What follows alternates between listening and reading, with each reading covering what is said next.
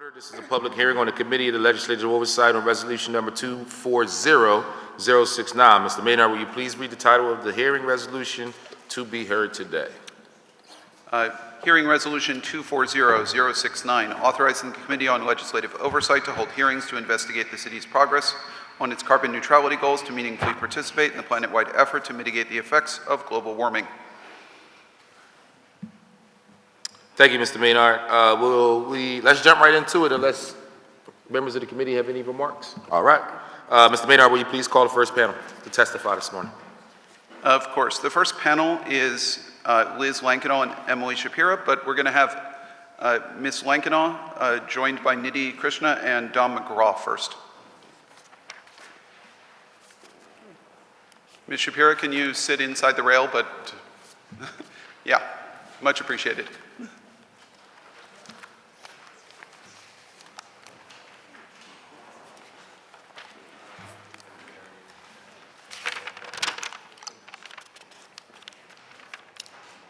Good morning.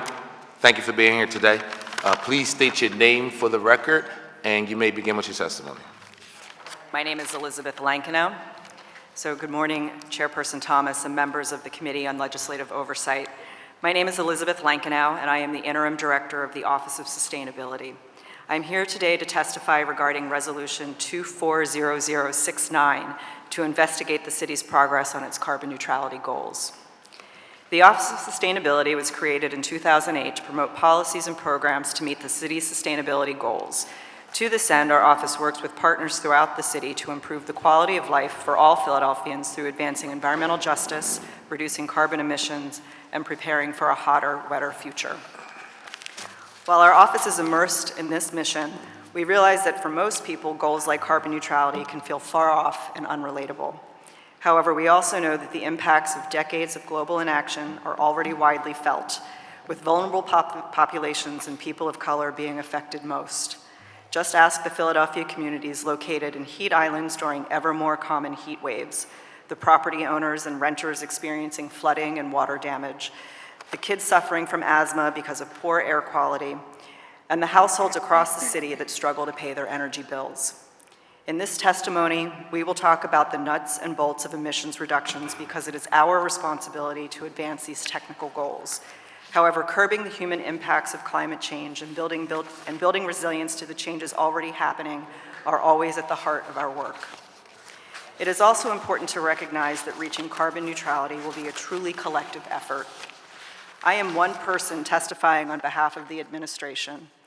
We, as an office, are one actor within the city department network, and this network exists within an ecosystem of public and private organizations. In preparing for this hearing, we reached out to many of our fellow departments to incorporate their important work. We all have a role to play to mitigate this planet-wide crisis, but at our core, we are here to serve and protect the people of Philadelphia, particularly those affected most by past harmful policies and practices. And in serving residents, we must meaningfully include them in building a lower carbon world that drives shared prosperity. When speaking about carbon neutrality, it is important to distinguish between the actions that the municipality can take to reduce emissions from its own operations and the bigger challenge of reducing emissions across the city. Speaking first to municipal emissions reductions, the city is leading by example to reach carbon neutrality through improved energy management, energy efficiency, and using more renewable energy. This work is executed across the general fund, which produces 46% of municipal emissions, the water fund, which produces 38%, and the aviation fund, which produces 16%. Through actions outlined in the Municipal Energy Master Plan, the city has cut municipal emissions in the general fund's built environment by 44% since 2016, well ahead of schedule to meet the 2030 goal of a 50% reduction. This saves about $2 million a year through advanced energy procurement and management. One of the many partnerships with the Philadelphia Energy Authority was to develop a 70-megawatt solar facility, which now provides approximately 25% of the city's electricity for municipal buildings. The in-progress update of all city streetlights to LEDs, the Philly Streetlight Improvement Project, will reduce municipal energy by 10%, saving $5 to $8 million a year while improving public safety. The city's new Guaranteed Energy Savings Act project will finance major upgrades for city offices, health centers, and homeless services buildings through energy savings. And integrating the school district into the city's energy management portfolio will save millions on energy costs while creating a healthier environment for students. 1/3 of the general fund's emissions come from the municipal fleet. We will continue to support the fleet electrification through strategic deployment of additional EV charging infrastructure for its necessary expansion. In addition to this work, contributing to carbon pollution reduction, the transition will yield cost savings and support local job creation. The Philadelphia Water Department's Energy Management and Resource Recovery Program addresses the 38% of municipal emissions generated through PWD's operations. The team is advancing efforts toward carbon neutrality at facilities, which are large energy users, through projects to generate energy and offset the reliance on natural gas and electricity, such as the use of biogas and solar energy. The Department of Aviation has a robust sustainability program to address its 16% of municipal emissions. It has conducted energy audits, annual greenhouse gas inventories, and achieved airport carbon accreditation. Through projects like LEED certification and the electrification of diesel ground support equipment, it is proactively addressing its footprint. Efforts to reduce jet fuel idling have prevented emissions equivalent to 617 tons of nitrous oxides and 68 tons of particulate matter, improving air quality. Plans include geothermal and solar energy production projects and a zero-emission strategy for shuttle buses. While it is extremely important for the municipality to do its part, we are one entity among many who must act for the city to reach carbon neutrality. To put this into context, emissions generated by the municipality are only about 2% of the total generated citywide. Over the past 2 administrations, Philadelphia has made progress toward reducing emissions and has consistently met global standards, being recognized as a Climate Disclosure Project A-list city for bold climate action. In 2021, our office conducted a citywide greenhouse gas inventory that found that emissions have dropped by 20% between 2006 and 2019, with a large portion of reductions coming from a cleaner energy grid. Achieving carbon neutrality will require an immense citywide effort to address the 70% of citywide emissions generated by buildings and industry, the 26% generated by transportation, and the 4% generated by waste and wastewater.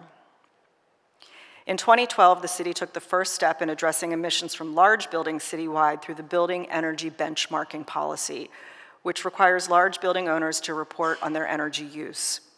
Then in 2019, the city adopted the Building Energy Performance Policy, furthering requiring large buildings to perform tune-ups to improve energy efficiency. Further development of policies to directly address emissions from buildings could build upon these actions and accelerate reductions.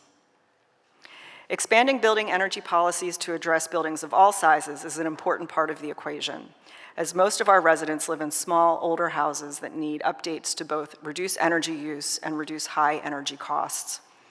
Through our energy poverty alleviation strategy, we strive to address residents' high energy burden while reducing residential emissions, building resilience, and improving housing quality and security. This work will focus on under-resourced and overburdened communities and incorporate green workforce development to prioritize an equitable and just clean energy transition. To address the 26% of citywide emissions generated by transportation efforts by partners at SEPTA and the Office of Transportation Infrastructure and Sustainability are working to increase the accessibility of public transportation, increase biking, and scale adoption of EVs. Improving low and no emission alternative transportation modes and enabling the transition to electric automobility are important parts of the strategy. Every Philadelphian who takes the bus in lieu of a personal vehicle cuts their emissions by 38%, while people who walk or bike completely eliminate their emissions. Otis, while working with its partners, has an extensive portfolio to make buses faster and more reliable, enable kids to walk to school safely, and make riding a bike a safe and inclusive option. There are many reasons why people need to drive, and we should support the electrification of those trips. To this end, Otis is working to increase the provision and equitable distribution of EV chargers. To address the 4% of emissions generated by waste and wastewater, departments across the city are implementing solutions related to recycling, organic waste, tree cover, urban agriculture, and green stormwater management. Weekly collection of recycling by the Sanitation Division helps residents accessibly reduce their carbon footprints while reducing raw materials and waste going into landfills and waste-to-energy facilities. Since 2022, sanitation has increased diversion by over 40% and decreased our contamination by over 30%, saving more than $1.5 million annually. Future efforts will encourage all Philadelphians to reduce consumption, repair or reuse items, and recycle acceptable waste. The Department of Parks and Recreation achieves carbon reductions through several of its units, including Farm Philly, Natural Lands and Urban Forestry, Tree Philly, Park Stewardship, and its Sustainability Division. These programs divert food waste from landfills, sequester carbon through urban gardens and tree planting and conservation, mitigate flooding, and reduce sediment pollution, promote native species, and turn dead and falling trees into lumber. The Philadelphia Water Department is implementing the 25-year Green City Clean Waters program to reduce the volume of stormwater entering combined sewers through green stormwater infrastructure and traditional infrastructure improvements. The environmental benefits of GSI include improving air quality and reducing emissions, reducing the urban heat island effect, saving energy, and supporting wildlife, all of which help to increase resilience to a changing climate. Another extremely important lever contributing to carbon neutrality is the carbon intensity of our energy sources. There are a multitude of factors that affect our energy mix in Philadelphia, among them federal and state policies, energy markets, and infrastructure requirements. While our testimony will be too brief to cover this, we will highlight a high-impact project under development that exemplifies energy innovation in the region, the Hydrogen Hub. As a lead partner in the Mid-Atlantic Clean Hydrogen Hub, the City of Philadelphia is at the forefront of an initiative to reduce carbon, methane, and other emissions through the production of low or no carbon hydrogen, both through municipal and citywide projects. As the hub becomes more established, opportunities to explore the use of hydrogen for heavy vehicles and industrial needs will be explored. Initiatives like the hub will allow the city to progressively make clean energy a bigger portion of its energy supply. While carbon neutrality is extremely important, pursuing this goal justly, equitably, and in ways that are relevant to our residents is essential. In 2022, the city also took an important step in furthering just and equitable climate action through the creation of our office's environmental justice team. Their work centers communities disproportionately burdened with negative environmental impacts in all actions to reduce emissions and build climate resilience, establishing racial equity as a core value in our climate work. Grant-making through the Community Resilience and Environmental Justice Fund, the work of the resident-led Philadelphia Environmental Justice Advisory Commission, and developing mapping tools to understand the cumulative impacts of environmental injustices will guide decision-making and policy. Finally, it is important to note that while this testimony focuses on carbon neutrality, the impacts of climate change are already being felt, and our work in heat and flood-prone communities shows that we need to focus on climate resilience simultaneously. In 2019, the city appointed its first chief resilience officer to guide coordinated adaptation efforts. Planning efforts through the Flood Risk Management Task Force break down departmental silos to grow citywide flood resiliency, while place-based initiatives in overburdened, flood-prone communities like Eastwick convene governmental stakeholders while routing resources, support, and decision-making power to the community. The city is also taking steps to develop an equitable, community-driven resilience plan, greatly expanding the scope of the 2015 Growing Stronger plan. Through the testimony provided today, it should be clear how the Office of Sustainability has approached this important work and how we work with other departments to advance carbon neutrality by 2050, if not sooner. More can and must be done, and we're seeking every opportunity through Inflation Reduction Act funding, philanthropic support, and intentional collaborations to act swiftly. As this work develops, we will continue to look to all of you to understand that hard conversations, difficult decisions, and impactful trade-offs are part of this work. While the work ahead will require enormous effort, we are confident in the leadership of this city and applaud Mayor Parker's long-term vision to meet the city's goal of reaching carbon neutrality by 2050. By working together, we will make Philadelphia the cleanest, greenest, and most prosperous big city in America. Thank you for this opportunity to testify. With me, I have Dominic McGraw, Deputy Director of Energy Services and Operations, and Nidhi Krishan, Deputy Director of Climate Solutions, to assist me in answering any questions. And I will be happy to assist in directing you to the appropriate department representatives that have contributed to our testimony today. Thank you. Thank you for your testimony. Very much appreciated. Mr. Clerk, do we want to call the next person on this panel to testify? And then we'll open it up for questions from members of the committee. In order to manage mics and seats, why don't we run questions for this group first? It might make things a little easier logistically. Okay, so Emily, nobody else would like to offer any testimony before? Or, well, okay, never mind. Let's start with questions with this group, and then we'll move to Emily. It's just written a little different. I thought Emily was on this panel. Members of the committee, any questions to get us started? Yeah. Chair recognizes Councilmember Phillips. Thank you for your testimony. I was just noting to one of our leaders in our office that, you know, as you noted in your testimony, carbon neutrality oftentimes can go to the wayside compared to all the issues that happen in the city. So thanks for bringing this to our attention as much as possible. But one of the things I wanted to say is that I couldn't help but to see in your testimony that you noted that you're only one person, a part of one administration, and it's going to have to take a number of people to really make this possible. I just want to know, what does it look like for you to have more people involved in this, right? Because clearly, you know, if I guess this legislation had come about, maybe I would have never interacted with your office for whatever reason. So how is your office working to interact with the general public on an ongoing basis by going out to neighborhoods, going into these districts, because to really talk about carbon neutrality and make it a huge awareness thing for the city? Sure. So I would say first, with our new environmental justice team and the advisory commission that we work with, that is one lever I think that we're going to pull to be increasingly in the community, both as staffers and through the commission. We will be working on, we're finishing up an energy poverty alleviation strategy. Nidhi can talk about that more and some of the planning work that has gone into that.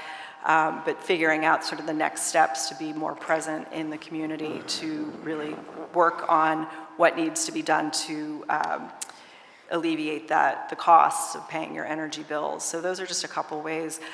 We will also be, this is resilience, not mitigation, but are looking into various funding sources to do an updated resilience plan from our 2015 Growing Stronger. Growing Stronger was not, it really focused on municipal actions, and the resilience plan that we're going to do next is going to be a very in the community, heavy, intense planning process. And through that, even though it's a resilience plan, we are going to be developing mitigation questions and approaches to be able to speak to the community. So while we're out there and minimize, I think, a lot of the analysis paralysis and over planning, because there's so many plans that happen in communities, how that we can answer a lot of questions while we're out there. So did that answer your question? Yeah, yeah, absolutely. I mean, I just offer, because a lot of the work does involve community resilience. Yeah. For example, recycling didn't become popular overnight, right? There was a lot of advertisement to the point where recycling is something that we do. This is going to be the same thing when it comes to carbon neutrality, right? It's going to have to be a level of advertisement to help us get to that point, right? I'm just looking to see what type of advertisement are we doing around this issue. So I think this will get to Mayor Parker's See, Touch, Feel. And one of the things that we're working on too right now is a bit of a communication strategy so that, you know, we're not stuck in our lingo. Every department has their lingo, and how do we really make sustainability, mitigation, resilience, people feel it, they might just not really know how they feel it, and so how do we democratize the language around the work that we do? thank you. A couple questions. So part of the goal of the conversation here today was to see what the likelihood is that we can actually achieve carbon neutrality before 2050. I think based on the testimony that we've heard, as well as the facts and data that came with it, it seemed like we're on a good trajectory. But talk to me a little bit about what it would take to move that up 5 or 10 years. Let's say if we were trying to achieve carbon neutrality by 2040. 2040. What would it take for us to get there? Yeah, I mean, I think we're in an unprecedented time, first of all, with the Inflation Reduction Act to go after more dollars, to do more work. So it's not necessarily just a burden for city government, it's us going after the dollars. Buildings take up, they are the largest part of the emissions equation. And so focusing on buildings, and so both large buildings and small buildings, and so the energy poverty alleviation strategy will get to some of that. Regardless of what kind of energy is powering buildings, one of the things that we really want to see happen is that people are enrolled in the affordability programs, and so they're weatherizing their properties, which of course reduces the amount of energy used, whether that's gas or in the future electric or whatever that mix looks like as we move. So I think right now it's a little hard to say how we get to 2040, but there are certainly levers and actions we can pull to make that, to expedite. Well, that's going to be the theme for today's hearing. So as other folks come to testify, we want to consistently ask folks' opinion as it relates to expediting the process. Last question for me for this particular panel, then I'll open it up to other members of the committee. What policy or practice has another city taken that we haven't necessarily adopted in Philadelphia that you feel like we should look at and possibly adopt to try to, again, expedite where we want to go as it relates to carbon neutrality? Sure. I would say Boston. I think one of my first meetings when I came in as interim, we met with Boston, and they do have what's called a building performance policy standard. There is money out there, federal dollars, to explore that. So that's something that is on our I'm sorry, it's called? building performance standard. Okay. And so it would be taking the work we're already doing with our benchmarking program, our performance policy, and then it's like taking it up a notch to really look at how buildings can perform even better than through basic tune-ups. So other cities have done it. I believe New York has done it. I think Nidhi could speak to this more than I could. But that is, again, if we're looking at buildings being the biggest emissions problem, we would focus on buildings for sure. Okay, I'm sorry, one more question. Yeah. In your testimony, you talked a little bit about e-chargers and making sure that they're being distributed in an equitable way. Give us a little more detail. Where are we as it relates to e-chargers? How responsible have we been as it relates to the distribution of those chargers? And what is our plan as it relates to the future and how we see this as an infrastructure issue? Is it included in our capital budget? Are we going to rely on the private sector? Give me a little more information on that. Sure. I would say EVs, it's a mix. For the municipal side of things, I'll ask Don McGraw to talk a bit more about our policy and how we've been doing this for the municipality and all of our departments. And then if you want further information, I can ask Chris Bahalski from our Office of Transportation, Infrastructure, and Sustainability to weigh in a little bit more. So with that, Don, would you like to contribute? Sure, I think when we talk about charging infrastructure, there's city-owned assets, and that charges city fleet vehicles.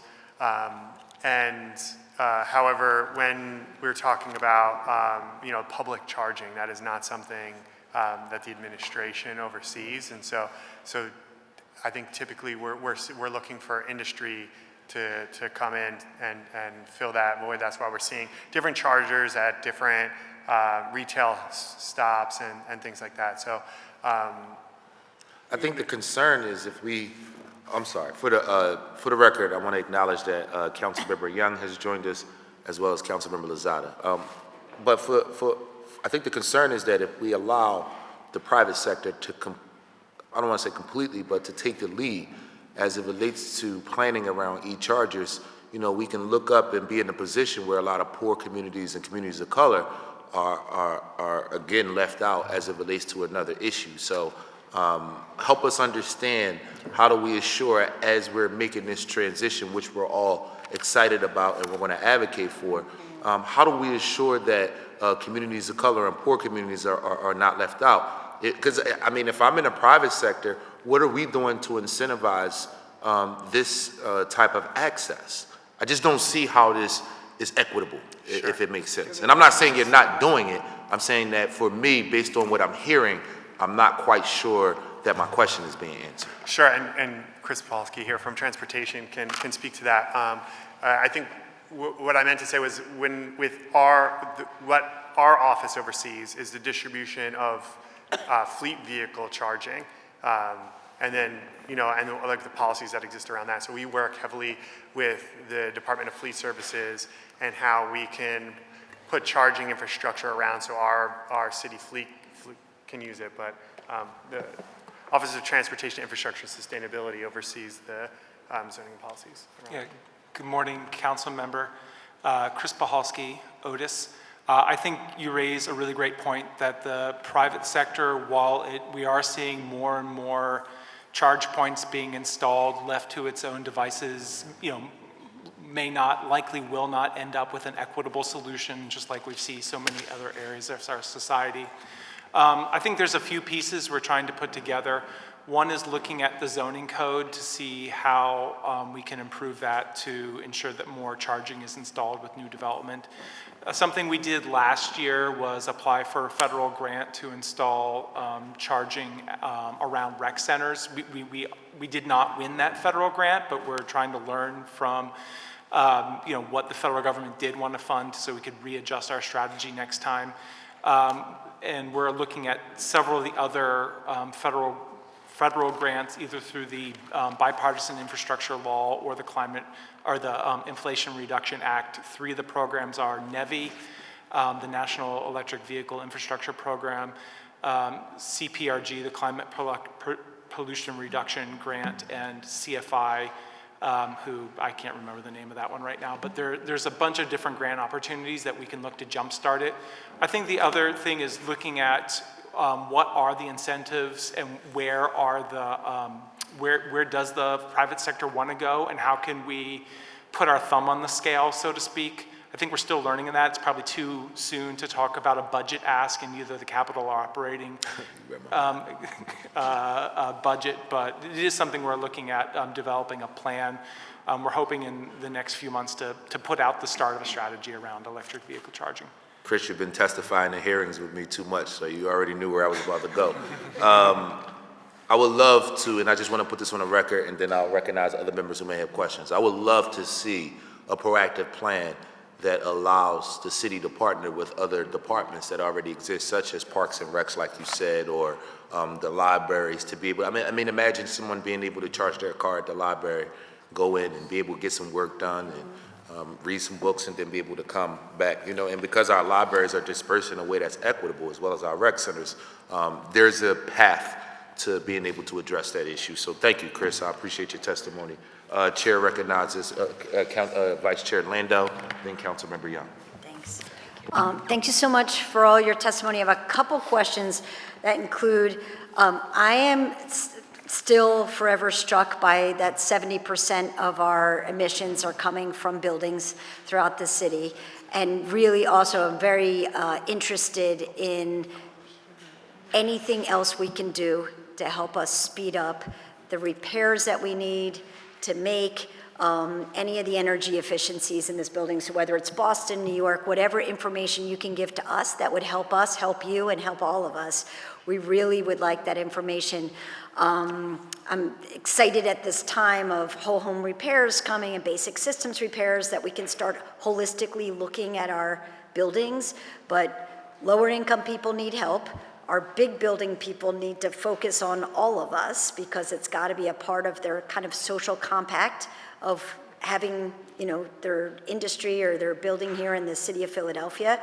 Give back to us, help us breathe better, help us, all thrive. Sorry to use your term in the city, but I think that it's really important that they have that social compact with us. So whatever you can give us on that. I have 2 More questions about recycling? Finding out recently that only 13% of Philadelphians recycle, is that about right? That's what I've heard. Yeah, for that, I would direct that one to Kyle Lewis in our Okay. sanitation department on details about our recycling. All right, But yeah. it sounds like I got a number that was extremely low, I don't like that. So what can we do, and maybe you're not the answer to this, but to better promote recycling to folks, including businesses and commercial activity as well. Not everybody's recycling when they should. Even when we do separate out our recycling, I want to know how we can better handle our plastics. And I know our food system waste can be used in positive ways as well. And so when can we start composting and using all that waste in a way that generates us and helps us? Sure. So for the recycling question, I would like to call up Kyle Lewis. For the composting, Erica Smith-Fitchman from Parks and Rec with the organics program that they're working on with Bennett Composting. And if they need to defer to others in their department, I will ask them to do so. And also, while we're at it, can I also throw in, I'm very interested in what we're doing with the streets to make them more bike and pedestrian friendly, but, it's Okay. wide experience. That's fine.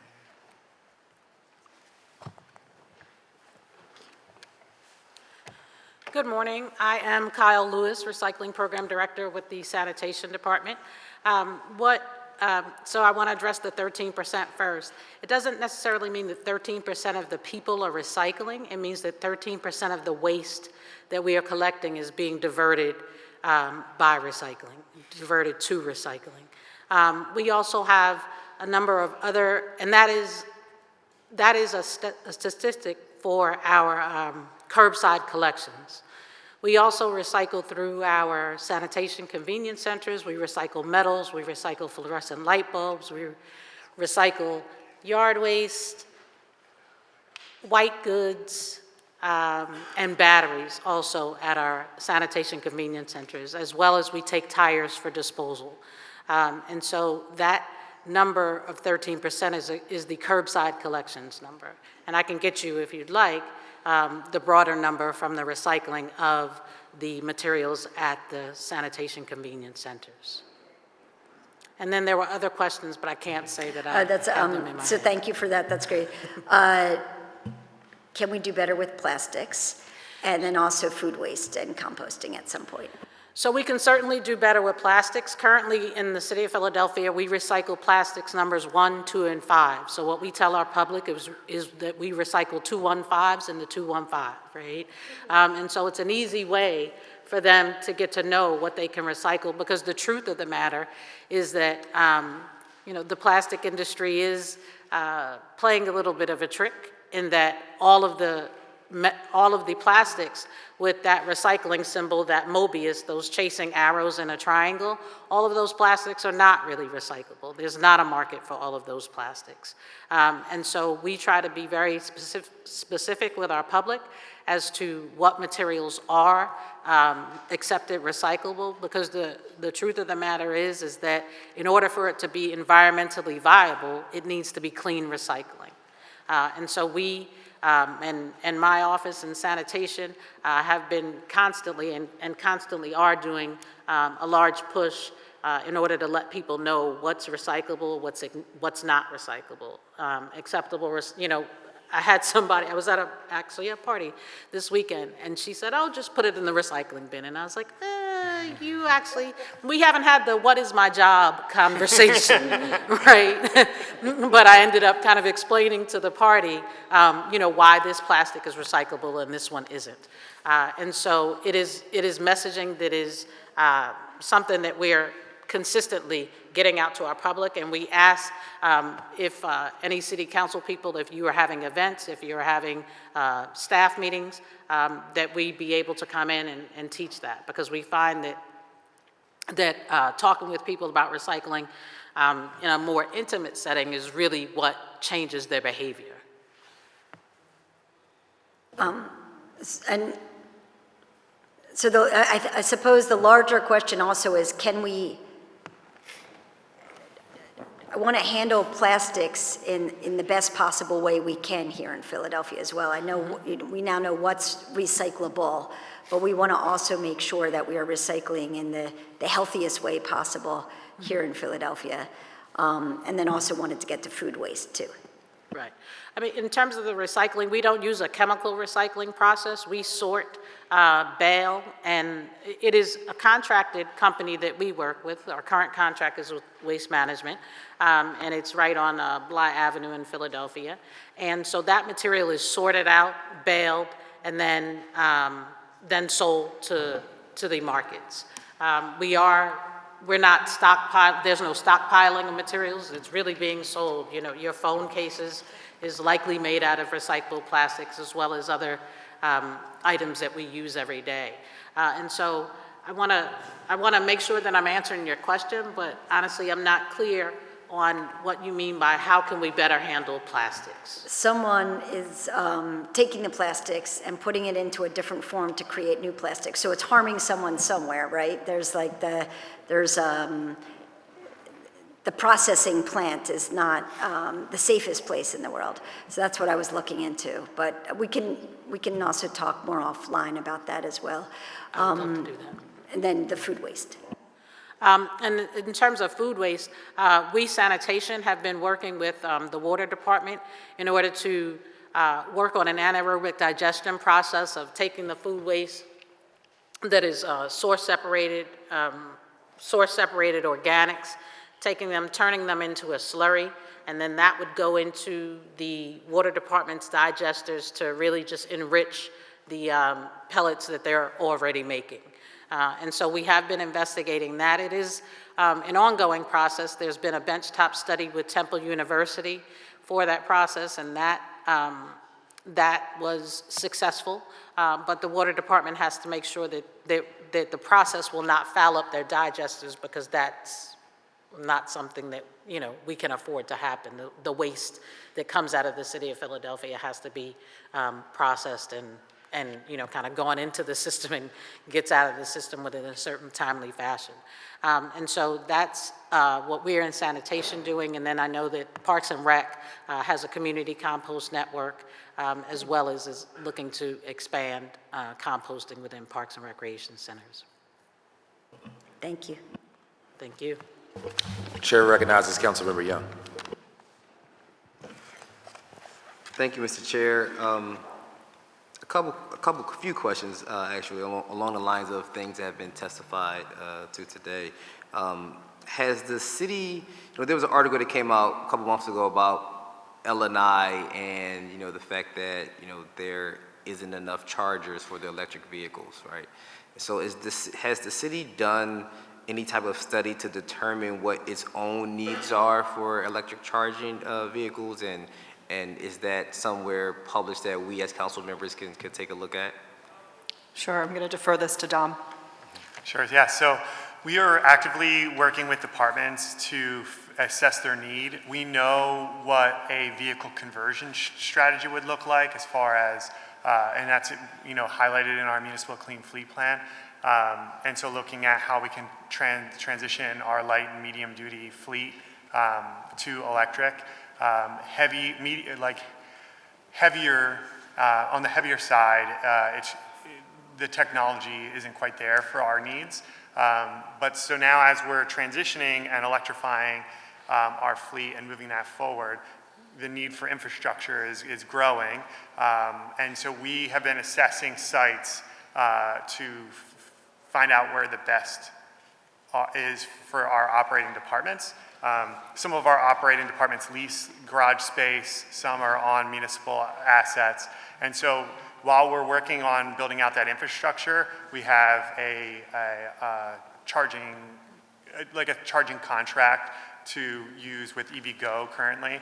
And so they're providing supplementary support while we build out our charging infrastructure. I will say we have solidified a charging infrastructure vendor to collect all the equipment, and then now we're going to be installing it. So that's going to ramp up significantly, but that's kind of where we're at. So we currently have 54 sites across city assets, and that provides 100 ports. We have 250 vehicles. So we should be able to be charging in a regular capacity with that. However, different departments have different needs, and where this infrastructure is located is something that we're working on. So we're developing, to answer your question, we're developing a full plan and can absolutely share that with you when that's completed. We're regularly working with departments now to meet their needs. Thank you. Along those lines, I mean, just, for future references, I knew that there is a proposed police station in my district, and I can tell you that the residents would much more like electric charging stations than the traditional fueling station there. So that could be a potential site to add more charging infrastructure there. Second question I have, what are some efforts, or what are your efforts to reduce our carbon footprint, I guess, regionally, right? How have you been working with some of our other municipalities in the region to address this issue? Because Philadelphia just can't address it alone. Whatever our efforts are, it doesn't do anything if our partners regionally aren't collectively working to that goal as well. Sure. I would say the first step, it's been very recent with the Inflation Reduction Act. There is a pot of funding, formula funding right now, for the Climate Pollution Reduction Act. The Delaware Valley Regional Planning Commission was leading the planning effort for the Pennsylvania municipalities in its jurisdiction, so Chester, Bucks, Montco, us, Delaware County.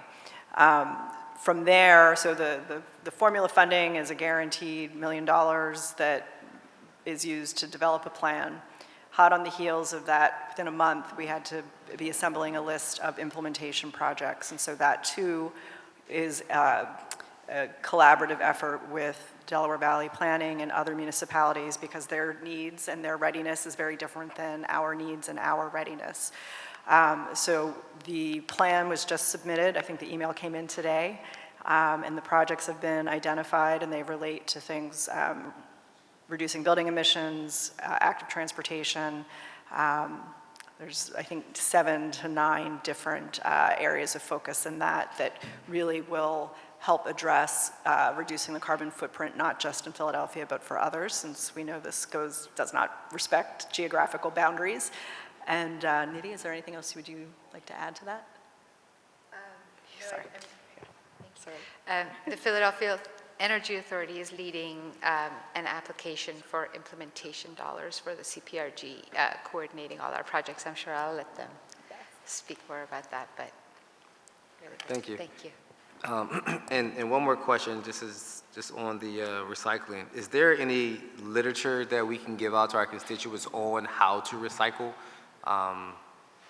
Because I'm only in office for two months now, but this is some things that I want to give out to our constituents on the need and understanding the knowledge and education on how to recycle properly. Absolutely, and thank you for that willingness to do that. We will deliver to all of City Council information about recycling so that you can have it for your constituents. You'll have that within the week. Thank you. Mm-hmm. And our website is also very robust in terms of recycling information as well. Thank you. Chair recognizes Councilmember Lozada. Just as a follow-up to recycling, have we, as the city looks at becoming cleaner and greener, have we thought of the possibilities of partnering with the private recycle organizations or companies in different districts? Like in a district like mine, I can think of 4.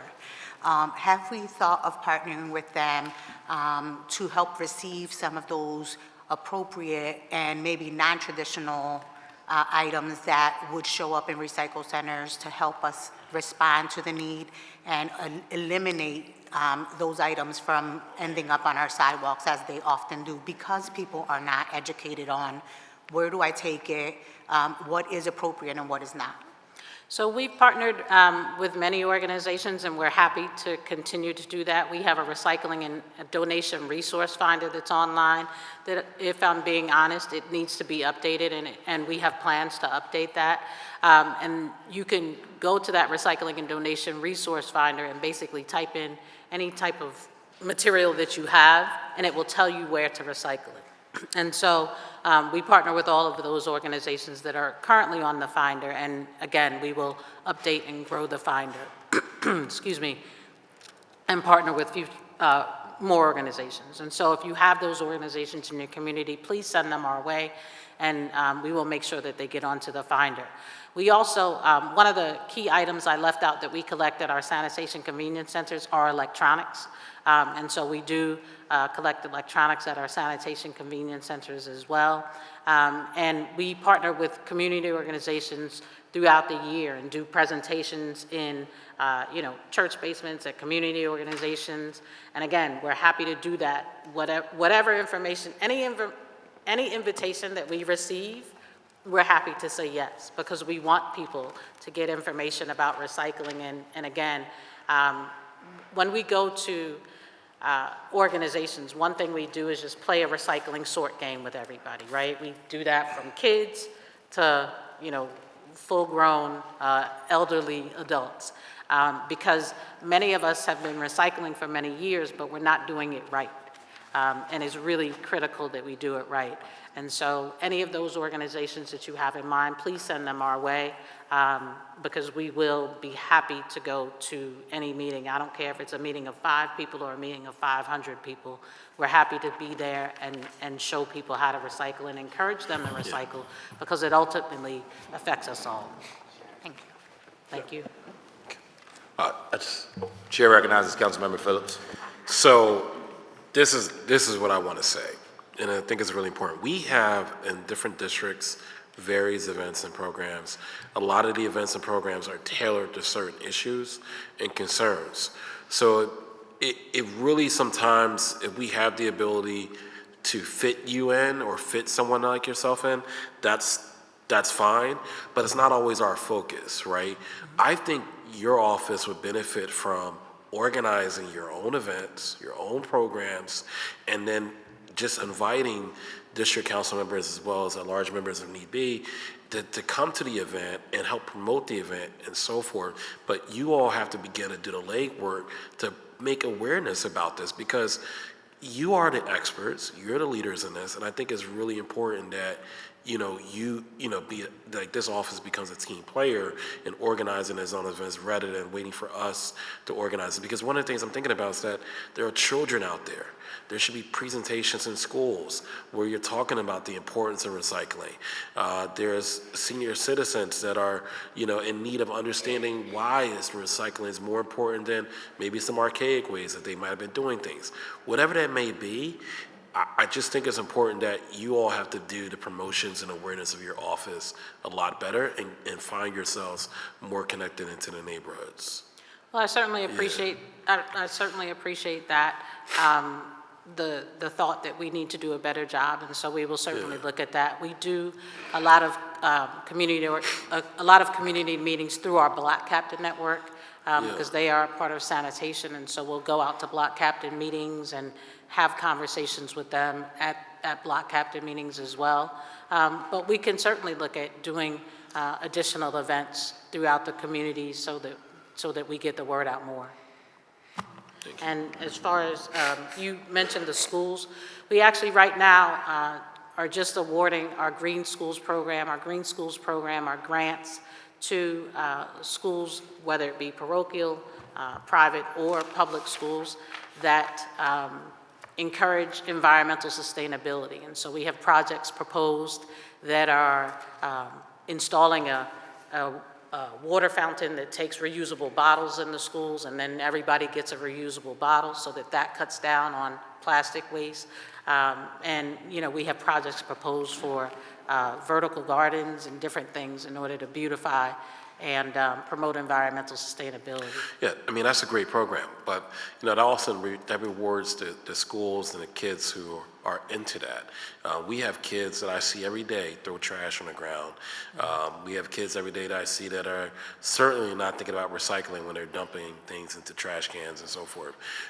So I think it really does start early on, and I think it's like assembly programs, like finding ways to see how many schools can you get to every year annually, because they grow into adults, and before 2050, they could be the champions, for this particular cause because they understand the importance of it. So I think our focus on sustainability has to be about making more direct presentations and having a lot of like banners or posters or something in young kids' faces about this, because people my age and so forth, like, we're either going to do it or not.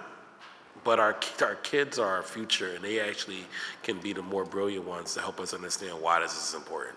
So, all right, I'm done, Chairman. Thank you. No, thank you, Councilmember Phillips. We appreciate it. And did you want to respond? Not respond, but I realized we did not answer one of Councilmember Landau's questions, so. Please. Yes, so Don, would you like to? Well, yeah, so it was about around buildings. Oh, and then streets was another one, so there are two unanswered questions. For buildings, we are working with the Philadelphia Energy Authority regularly with, we take advantage of the Pennsylvania Guaranteed Energy Savings Act, which allows us to go in and do a deep energy retrofit in our facilities. We did it at the Quadplex, so this building and the surrounding high rises that the city owns. We did it at the Philadelphia Museum of Art. And then we're also doing, speaking of streets, we do the street lighting project is all funded through this act. It allows us to take out a special financing through bonds that allows us to, the savings from the project pays the bond. So it allows us to go in and do these deep energy projects. So up next, what we have going on, where an RFP is out right now for, is we're going to come back to these buildings, because the last project that we did was in 2015. We're going to do another deep energy retrofit here in City Hall, one Parkway building, Municipal Services building, and then the Center for Criminal Justice, as well as multiple health centers and homeless services facilities. So with that, we know we're going to see savings. It's going to pay for itself, but also it's going to give significant energy reduction, which will help towards our carbon neutrality goal from municipal assets, but it'll also increase, health within the spaces. We're also working with the School District of Philadelphia. We're going to be taking on their energy procurement, and then through that doing a lot of bill analysis, so the utility bill analysis, and that'll help us identify different energy conservation measures we can take on.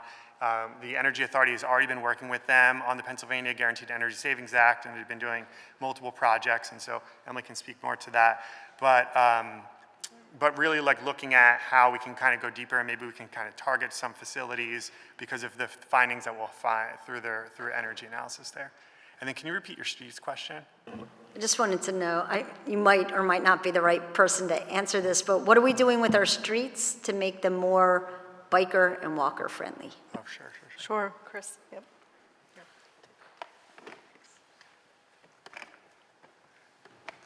Hi, thanks for the question, Council Member. There's a whole slew of things we're doing, and I think they all fit under something we know from our Vision Zero program, is that slower is safer. When a pedestrian is hit at 25 miles an hour, they have a 90% chance of surviving. When that same pedestrian is hit at 45 miles an hour, they have a 90% chance of dying. So we have a whole set of programs and policies in order to encourage drivers to drive at a safe speed. The speed cameras on Roosevelt Boulevard have been tremendously successful, and we worked with a coalition to make that permanent last year and to get 5 new corridors plus 5 school zones. We're trying to roll that out. We were just meeting with Councilmember Thomas's staff last week, and we appreciate the interest from his office and lots of other offices on safety. So increasing the automated enforcement, which is not only effective, but doesn't lead to some of the escalations that we've seen with manual enforcement, where it could end up poorly for either the driver or the law enforcement professional.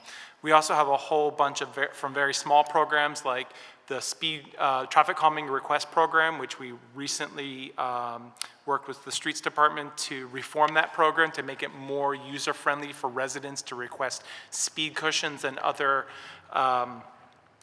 traffic calming interventions on their streets to neighborhood slow zones where we actually work with an entire neighborhood to do traffic calming all at once. We sit down in a workshop, we give them the monopoly money and the cost of different, speed cushions, bump outs, et cetera, and they have them plan out how their own neighborhood is going to be safer.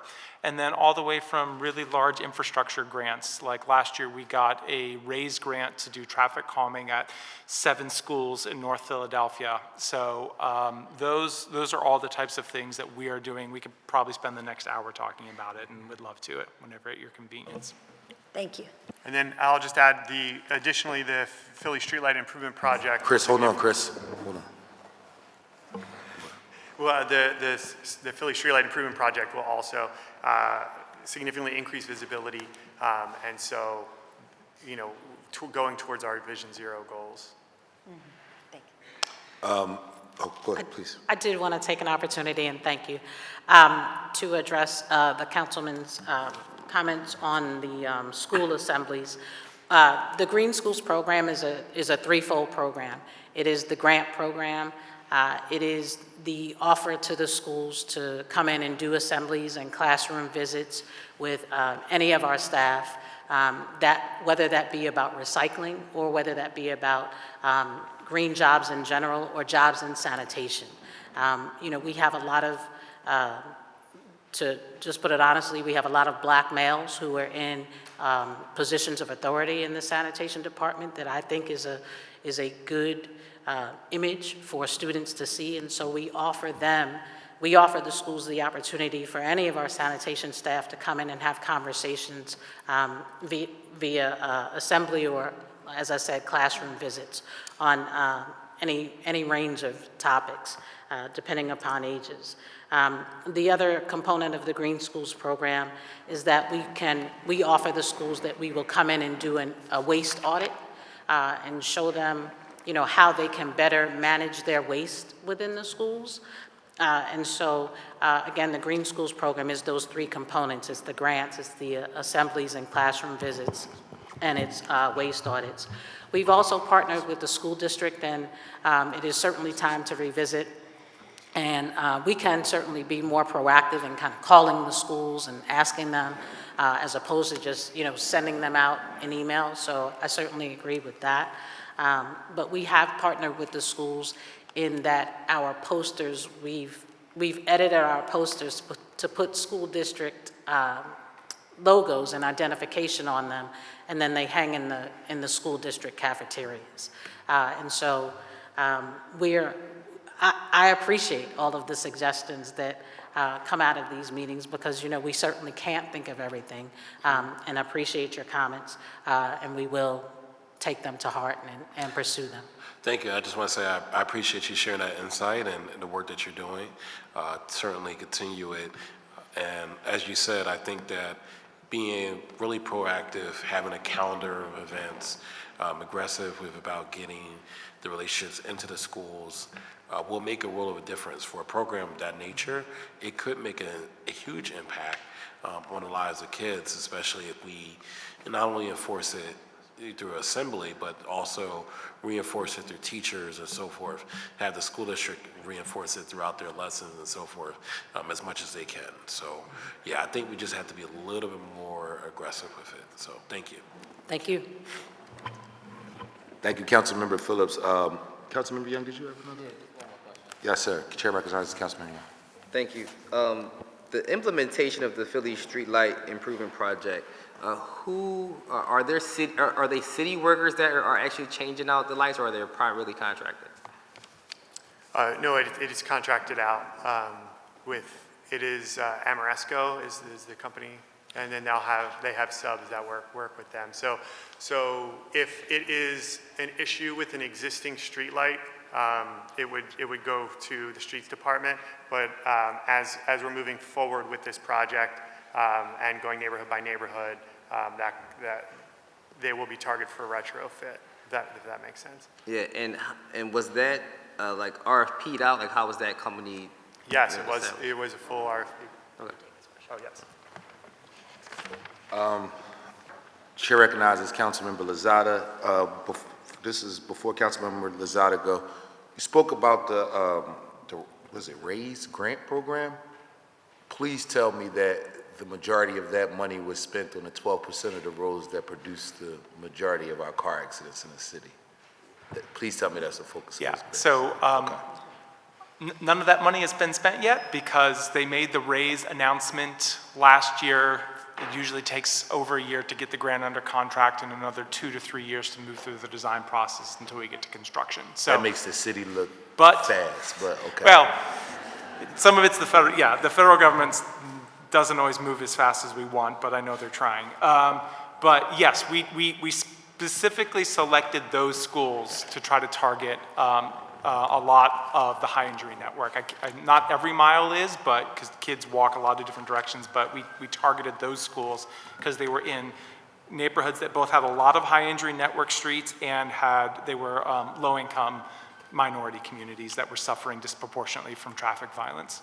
For those who are not aware, we've been down this road a lot of times in a lot of different hearings, and one of the things that was most alarming during the pandemic was that not only did we see an increase in hit and runs, but we didn't have the proper technology, and we recognized that a few roads were producing the majority of the accidents. So when I'm talking about the 12%, it's a number that we've reflected upon based on a number of different conversations and deep dives into this particular issue. So I'm very glad to hear that. A little disappointed how long it's going to take, but very excited to hear that we still have that sharp focus as it relates to investing infrastructure dollars on the high injury network, those intersections, those streets, those areas that produce most of our car accidents. Yes, sir. Every opportunity we get or every concern from a resident, that is the very first place we look to say whether that comes to the top of our list or falls down farther is it on the high injury network?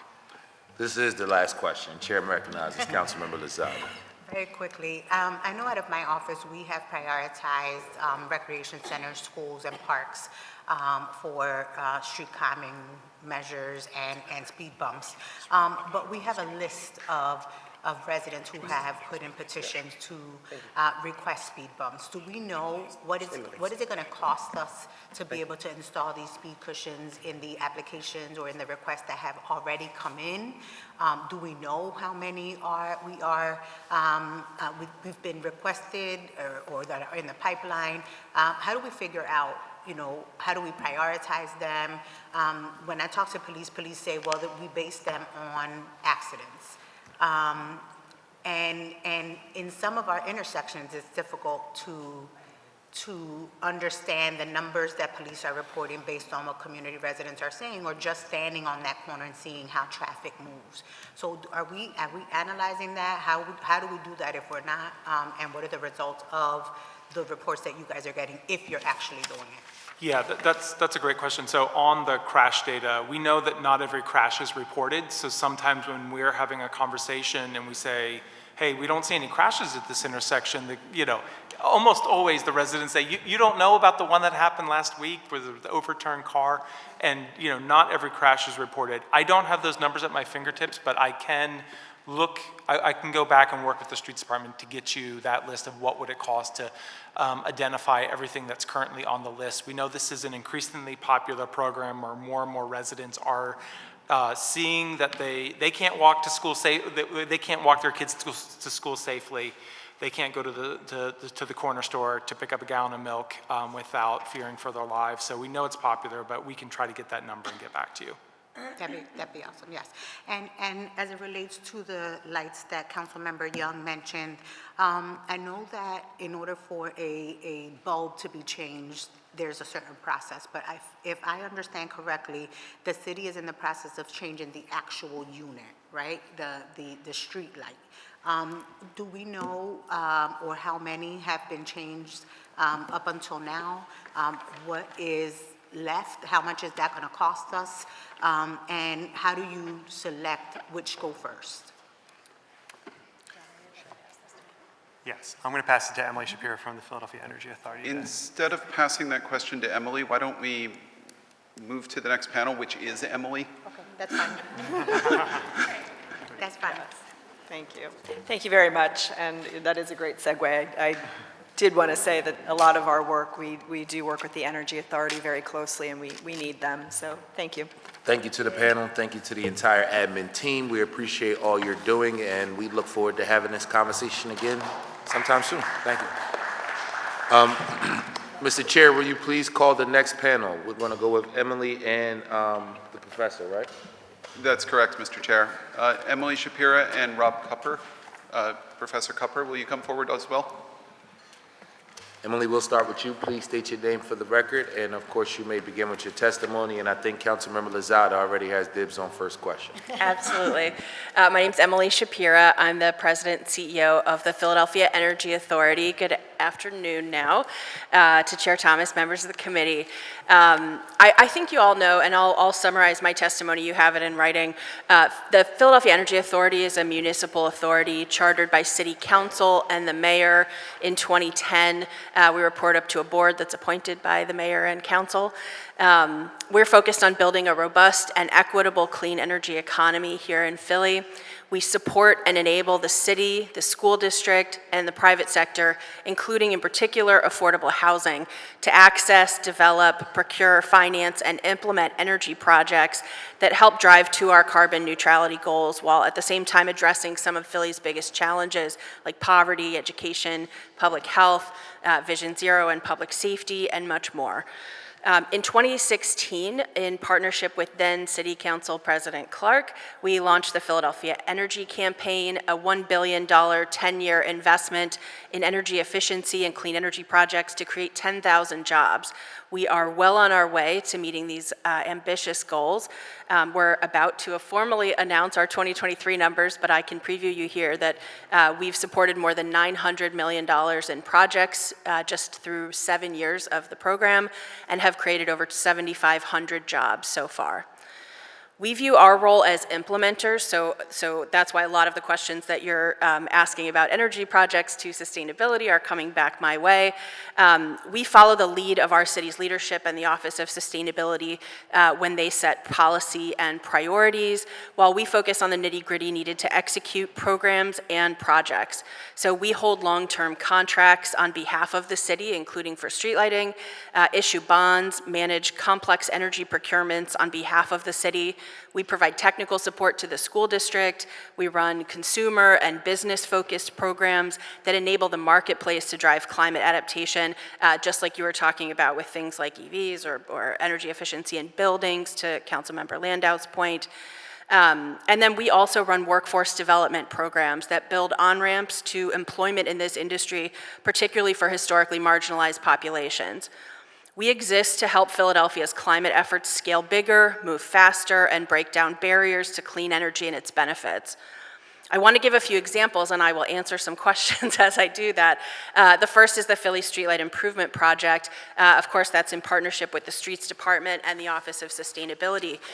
Before we launched this project, Streets used their capital budget for many years to make lighting upgrades where they could afford to do it. They completed about 2,200 lights a year. Using a comprehensive energy project strategy with PEA, we were able to issue the city's first sustainability bond, and we're spending about $92 million to replace and connect 130,000 streetlights with super energy efficient, dark sky compliant, warm colored LEDs, and link all new and existing LEDs that the Streets Department had previously replaced to a lighting management system that provides dimming and brightening controls and real-time outage alerts. So we're eliminating sort of the need to go find fixtures that are out or file 301 reports. We'll know immediately. And also in certain places where we're seeing high instances of vehicle and pedestrian crashes, we have a scheme in place that brightens those locations significantly so that the visibility is much better at night. We were able to include also a comprehensive equity-driven lighting design process to allow for stakeholder engagement. And this project will touch every single neighborhood in the city over 2 years. So we'll complete all 130,000 fixtures in a 24-month construction cycle. We're about 6 months into that, almost 6 months into that at the moment. We're about 15% of the way through at the moment, and we are going to be speeding up shortly as we're getting more of the fixtures completed and delivered.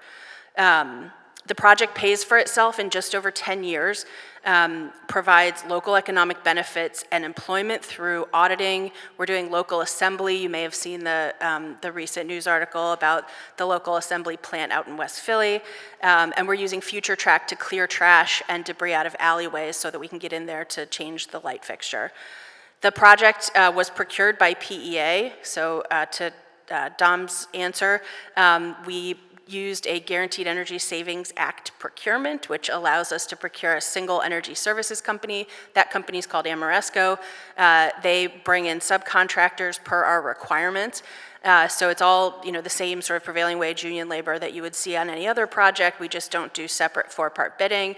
And for this project, we have 58% MNWBEs participating and 58% local business enterprises as well. We've also managed to create sort of specific job training opportunities along the way. This project alone, as Liz mentioned, reduces the city's carbon footprint by about 10%. So that's I see you're wanting to ask a question. Okay, good. So we also support the school district on their projects, and that's something that was mentioned earlier as well. We generally provide technical assistance to the school district. So we've now completed or have under construction about $250 million in school district projects via the same Guaranteed Energy Savings Act. These projects speed up the scope development and the procurement for the district.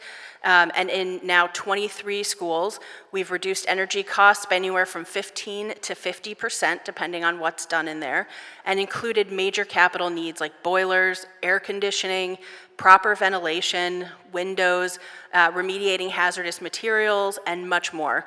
We are supporting the district to begin adding solar to school rooftops as it's appropriate, and continuing these GIZA projects to move them as quickly as possible. I'll give you just a quick example on our consumer programs, Built to Last and Solarize Philly. These are two consumer programs that really identified a need and then use energy as the entry point to address deferred maintenance, housing quality and affordability, and climate adaptation and mitigation to help us get to that 2050 goal.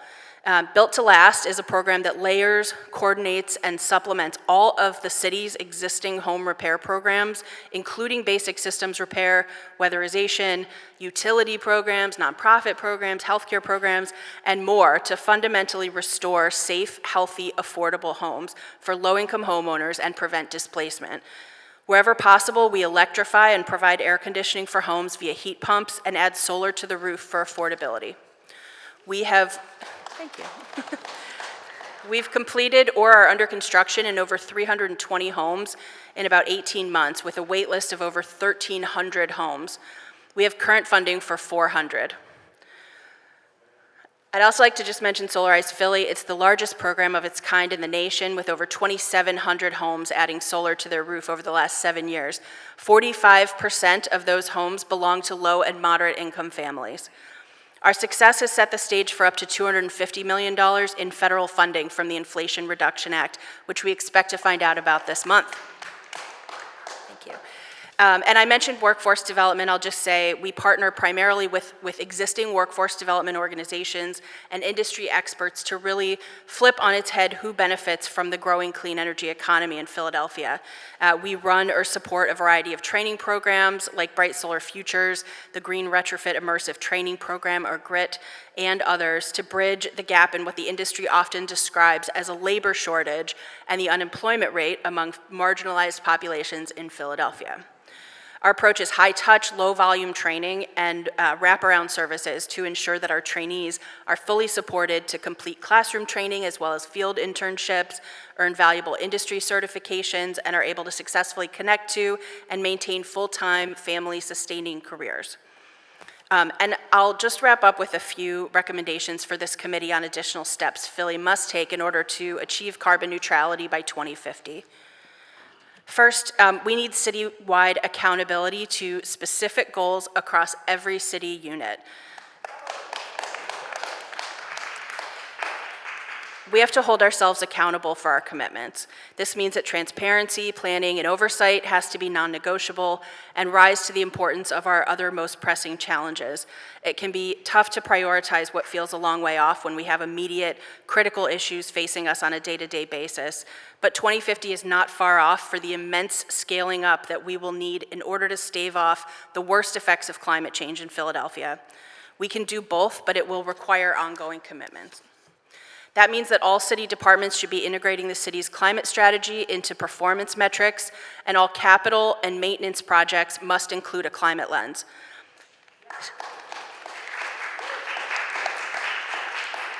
City projects are installing infrastructure that will last beyond 2050 now, but we still continue to install inefficient and fossil fuel technology as the standard. We must provide consistent greenhouse gas inventories and enforce our existing rules. It also means that all city services and housing efforts, particularly those that serve low and moderate income communities, must include climate standards, including PHA. Too often, when there isn't enough to go around, we choose to install the least expensive furnace that just exacerbates energy poverty, or to re-roof a home with no insulation in the attic, or provide a loan without giving homeowners or landlords enough information to choose a more efficient or long-term affordable solution. We put energy and climate action as a nice-to-have that we can deal with later, and while we have kicked the can down the road, we are ensuring that the very people we want to support are those now most vulnerable to the effects of climate change with the highest energy burdens. We must be willing to make longer-term decisions. My second recommendation would be to resource the city's Inflation Reduction Act strategy. Under the Kenney administration, the city has directed tens of millions of dollars to enhance capacity for applying for federal funding from the Bipartisan Infrastructure Law, BIL, or also known as the IIJA. The city has committed no additional funding to date to support our efforts to draw down federal funds from the Inflation Reduction Act, or the IRA. That work is led by the Office of Sustainability and us at PEA, and really asks a lot of the applicants and requires a different approach that does need funding. With some philanthropic support from the William Penn Foundation and others, we've been able to support over $2 billion in applications for competitive federal funding, and expect to support over $3 billion in rebates and tax credits to projects in Philadelphia over the next 5 to 7 years. We're asking the city to support this effort in FY25. We've requested an increase from the city to PEA's operating budget. We get, in FY24, we had about 20% of our budget came from the city, which was about $2.05 million in FY24. We're asking for $3.6 million in FY25. We've also requested $5 million for Built to Last, which needs matching non-federal funds in order to be able to get the federal dollars to low-income households. And we've requested $2 million to the Philadelphia Green Capital Corp., which is the city's green bank, to provide loan loss reserves and other credit enhancements to make sure federal greenhouse gas reduction funds are available to low and moderate income communities. This $10.6 million in FY25 total will ensure equitable access to hundreds of millions of dollars in federal funds for climate adaptation and mitigation in Philly. And then the last thing I'll just mention is to really use our utilities and our assets to lead climate efforts globally. We have that potential in Philly.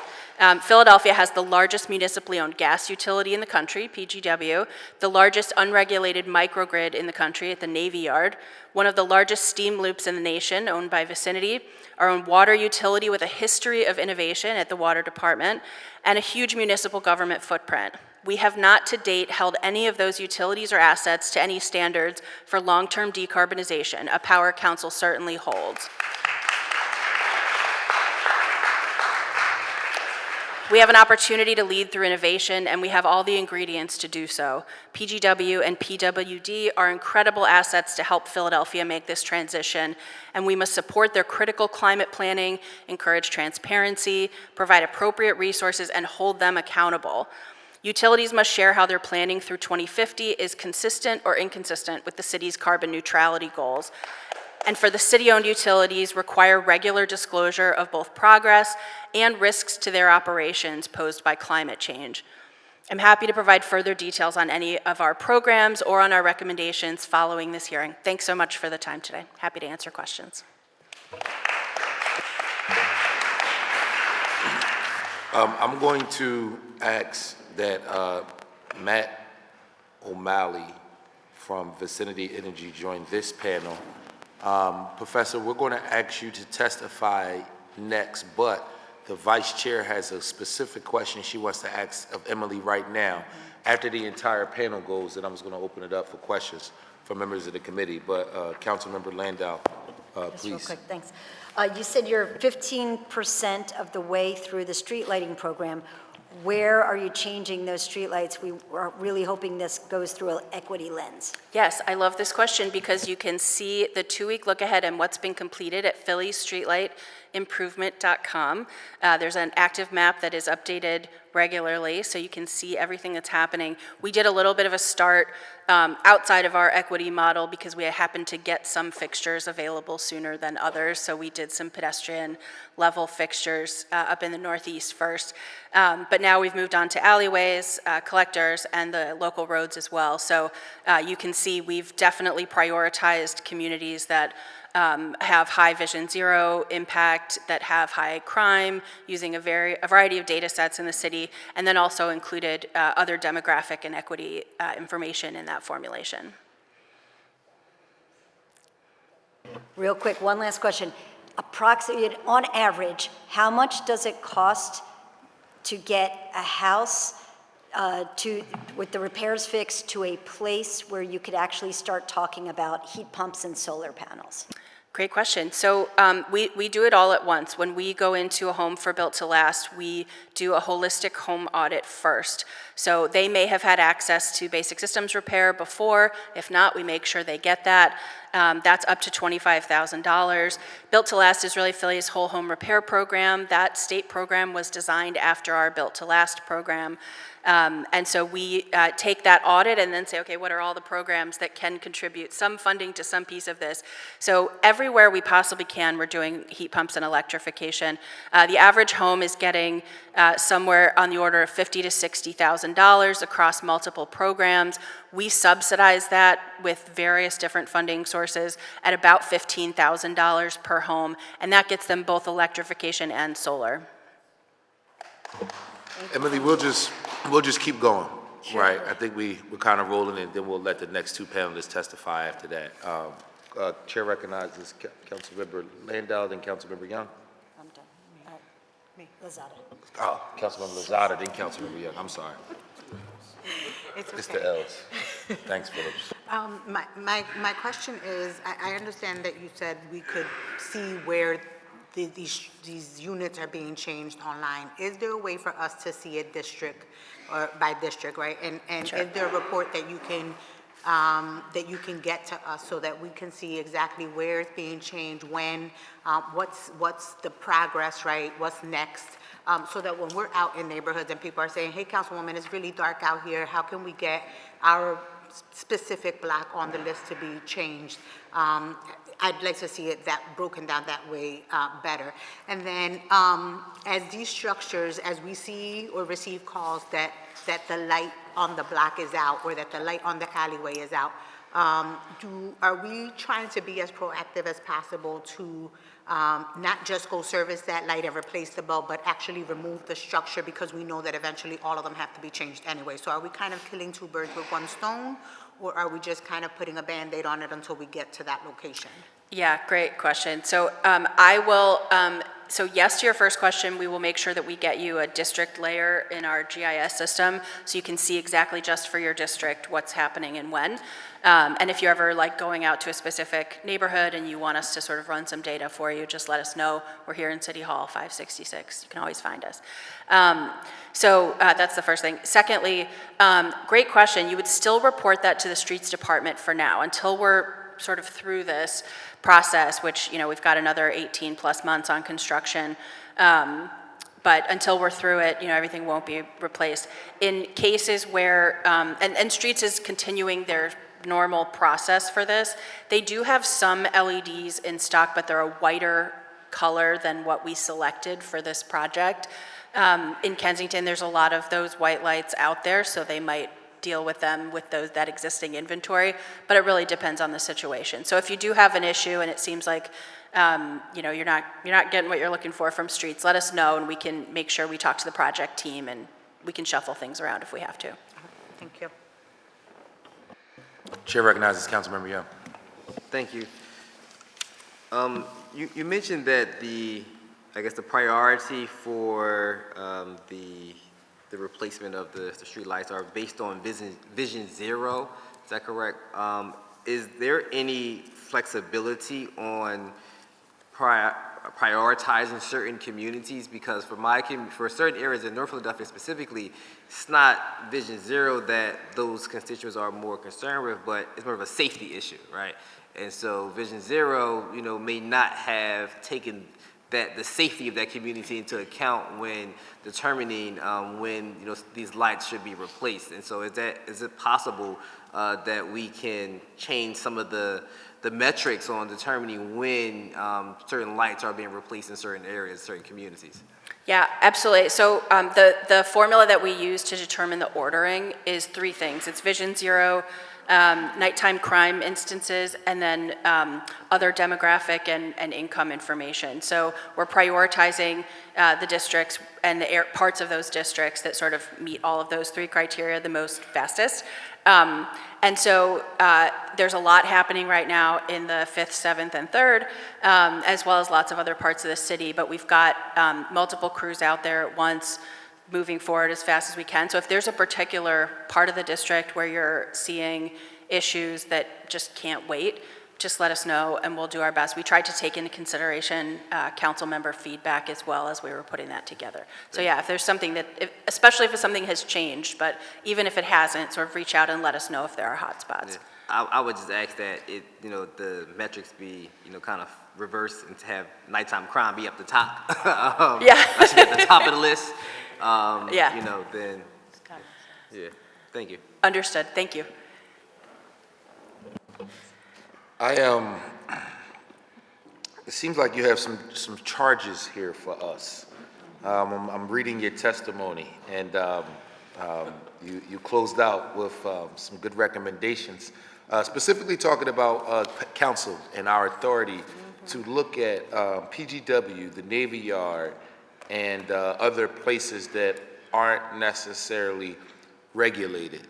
Elaborate a little bit on that. In a dream world, if you were on this side, what type of regulations would you suggest we implement as it relates to expediting this 2050 vision plan to more of a 2040 conversation? Sure. And I'll just say, it's anybody's guess as to whether we're on track for 2050, honestly. The stuff we're doing now is kind of the low-hanging fruit. It's things that can be budget neutral, and there's an awful lot of that available still. But we have not spent a significant amount of dollars that we're not getting back in the form of energy savings. We haven't reorganized how we do things. We haven't sort of asked for a lot of change, and we certainly haven't asked for sacrifice, right? I mean, I think we're dealing with what's in front of us on a day-to-day basis, and I think any budget decision that's made, we are all hyper aware that that means they have to say no to something else. And so, I think the city has been doing a great job at a lot of things and has been moving forward, the best we can, but I think there are some not complicated institutional issues that council could really play a role in solving. On the one hand, I think council can hold departments and utilities accountable. PGW is a city entity. They are the only ones who know how to make their own decarbonization plan, and they'll have to. So, that's something they've been working on internally and I think have received a lot of feedback on. But this is a moment of change and innovation for them, and I think we can push them more to be more public about that and to figure out what that really means for the city and for the utility. I'd say the same thing about the Navy Yard. You know, PIDC owns the utility down there. It's unregulated. It was owned by the Navy, and so they can take on any amount of innovation that they want, and it would be incredible to see PIDC looking to carbon neutrality at the Navy Yard as well. And those are tools that we can sort of push them and support them to take advantage of, especially in this moment of federal funding. There's just a ton of opportunity down there. Philly has really every ingredient to be a global innovator in clean energy. I think the Hydrogen Hub gives us a chance to talk about a regional energy system that benefits us long term. But I think what it really requires is for council to figure out where it fits for us to be talking about things that happen 35 years from now, 25 years from now. And I think that's been tough for us to figure out how to give you guys the things that you need in order to be able to do that. And I think it's been tough for every administration, to figure out how to budget for that and how to prioritize that. So that's the conversation we'd love to see council leading going forward, is how do we really look to 2050 and before that and figure out, how will we actually achieve these? It's not going to be enough to do the things that don't cost anything. So when you, thank you. That was definitely a great response, and I think the next time we have this conversation, maybe we need to invite PGW and PIDC, as well as some of the other folks, PICO, and maybe even some school district folks too. So that was some great recommendations. We appreciate it. One of the things you talked about in your testimony was the fact that you've created 7,500 jobs while looking at over $900 million in projects. Social media is the way that people get a lot of information nowadays, and ironically, often when people think about becoming cleaner, greener, issues like what we're discussing today, carbon neutrality, people think about those jobs being eliminated, not necessarily jobs being created. So talk to me a little bit about the 7,500 jobs that you created. What are the credentials? What type of jobs are we talking about? How are these jobs going to impact the future of our city? Elaborate a little bit, if you may, on that part. Sure. Thanks so much for that question.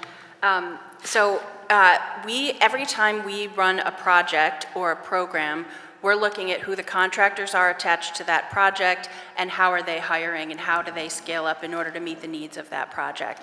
So for example, we do this kind of small scale and big scale, right? So for street lighting, we have a manufacturing pod out in West Philly. It's 5 or 6 young people who are doing final assembly of light fixtures there. That's a process that has to happen somewhere, so it might as well happen here in Philly. And those are jobs that'll last for 2 years, and then hopefully all folks will be hired directly by American Power or a partner at the end of that. So I think we look at sort of the short-term workforce development opportunity, how do you get a job today, and then bigger term. So all of the other jobs on that project are construction jobs, right? These are electricians, these are, maybe they're engineers and auditors, maybe they're in, some other related to the energy project that you have in your hand. We also do a ton of development on solar industry. Philly has had a really tiny solar industry until very recently, and so solar developers were hiring just unskilled construction, general construction folks to come in and learn how to do solar. So we did that training in advance, both in high school. We have a CTE program over at Frankfurt High School, and then also for young adults, we work with Power Corps.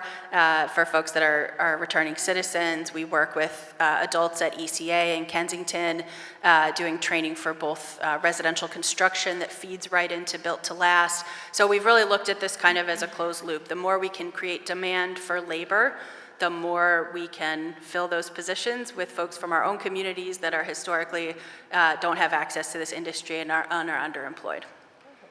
Thank you. Are there any more questions for this particular witness? Chair recognizes Councilmember Phillips. Just a quick comment. Thank you, Chairman. I noticed that you mentioned PGW, and you said we need to be holding them a little bit more accountable publicly and so forth. what does that even mean? What does that look like in terms of like, I think you would almost be in general, I just want to see if you need to be more specific about what's needed.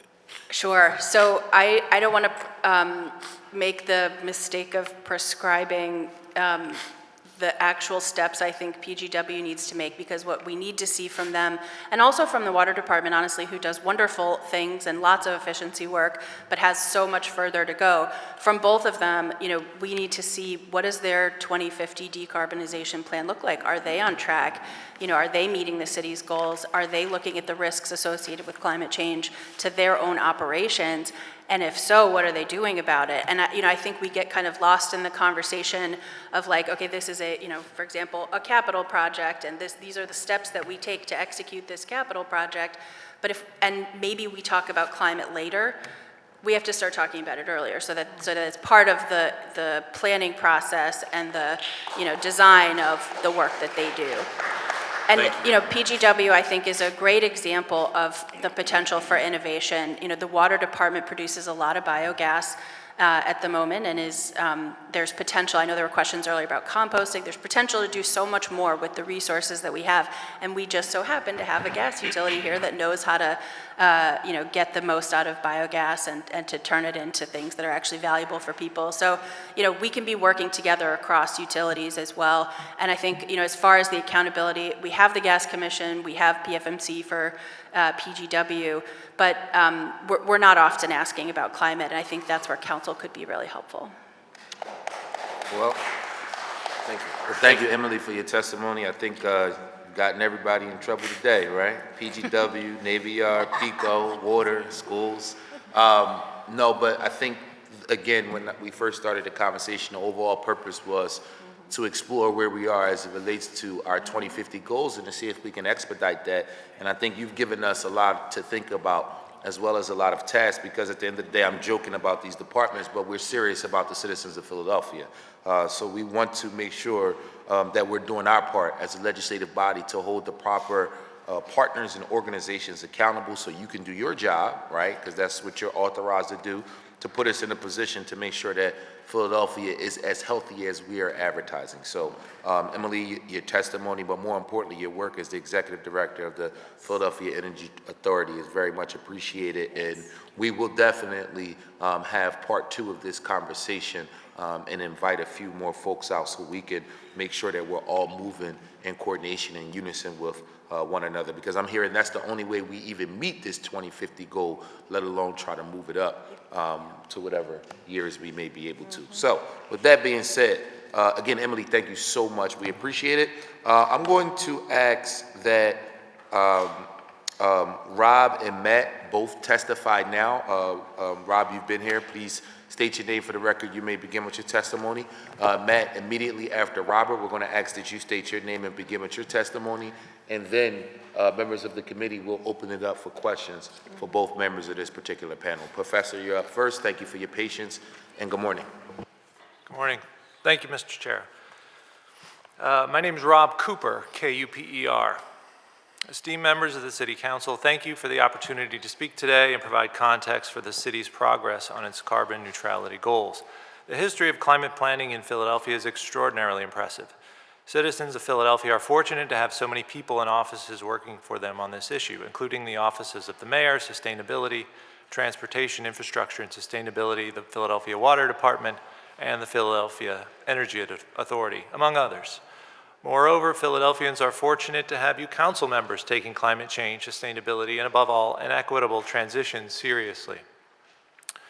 I'm an associate professor of landscape architecture at Temple University. I teach construction materials and methods, stormwater runoff, and ecological restoration. In 2018, alarmed by the special report on global warming released by the Intergovernmental Panel on Climate Change, I began studying the climate emergency. Since then, I've published peer-reviewed articles on travel-related greenhouse gas emissions, begun working with Temple colleagues to integrate climate change content into classrooms across the university, estimate emissions from campus buildings, and ultimately persuade the University Board of Trustees to get aggressive and decarbonize. Why? It's like Temple says, because the world won't change itself. I aim to ensure Temple means it. I try to mean what I say and model low carbon behaviors. For example, I'm a vegetarian who hasn't flown on an airplane in almost 5 years. I recognize that I am a person of great privilege because of my skin color, sex, gender, sexual orientation, education, job, rank, and income. Many citizens of Philadelphia do not have these same privileges and cannot change their behaviors. And yet, their impact on this earth is smaller, and they are likely being and will be affected more by climate change. And what follows, given peer-reviewed literature and other credible sources I've encountered, I offer some context for the city of Philadelphia to be more aggressive, urgent, creative, realistic, and honest about addressing the climate emergency. And by the way, if you've got my testimony highlights, some of the numbers on there might change a little bit because I've been double and triple checking my sources and maybe finding a couple new ones. Climate change is real, serious, and happening now. Hurricane Ida flooded the Vine Expressway in September 2021. Philadelphia recorded only a trace of snow in winter 22-23, the driest May on record in 23, and had hazardous air quality from June 2023 Canadian wildfire smoke. Earth has warmed on average 1.1 degrees Celsius. In Philadelphia, the average number of days above 95 degrees Fahrenheit, as recorded in 2014, was 3. With a global increase of 1.5 to 3 C, which is 2.7 to 5.4 degrees Fahrenheit, that number rises to 8 and 29. Today, due to the presence of large areas of rooftops and pavement and lack of trees and green space, some areas of Philadelphia experience an urban heat island effect of 10 to 12 degrees Fahrenheit hotter. For every 1 degree C, the atmosphere will hold 7% more moisture. 2 and 100-year design storms in Camden are now estimated to produce between 1.18 and 1.39 times more precipitation. To limit global warming to 1.5 degrees C, as many of us know, the IPCC recommends net carbon dioxide emissions of 45% by 2030 and 100% by 2050. To meet these recommendations, an annual emissions reduction of 3.75% was needed. That percentage goes up with every delay. In 2006, 2014, and 2019, this data was mentioned here today, each year Philadelphia emitted between 25.6 and 18.68 million metric tons. A metric ton is 2,204 pounds of greenhouse gases. The cumulative emissions within this time may be about 297.98 million metric tons. Now, it's important to note that was from 2019, 5 years ago. So if the average is about 20 million metric tons, add another 100 to that. So we're talking about 397.98 million metric tons. And it's also important to note that this is a cumulative problem. So those emissions are up there in the atmosphere doing their work for centuries. In 2019, the most recent year documented, 40% of emissions are derived from transportation, followed by commercial and industrial activities at 20.5%. 46 and 12% of electricity generated is derived from methane, which is natural gas, and coal, respectively. Over 20 years, methane emissions are 83 times worse than carbon dioxide. Each year, Philly's emissions contribute to Arctic sea ice loss equal to over 23 square miles, or, if you can imagine this, the area greater than that spanning from Cecil B. Moore to the Navy Yards, north-south, and then east-west from the Schuylkill to the Delaware rivers.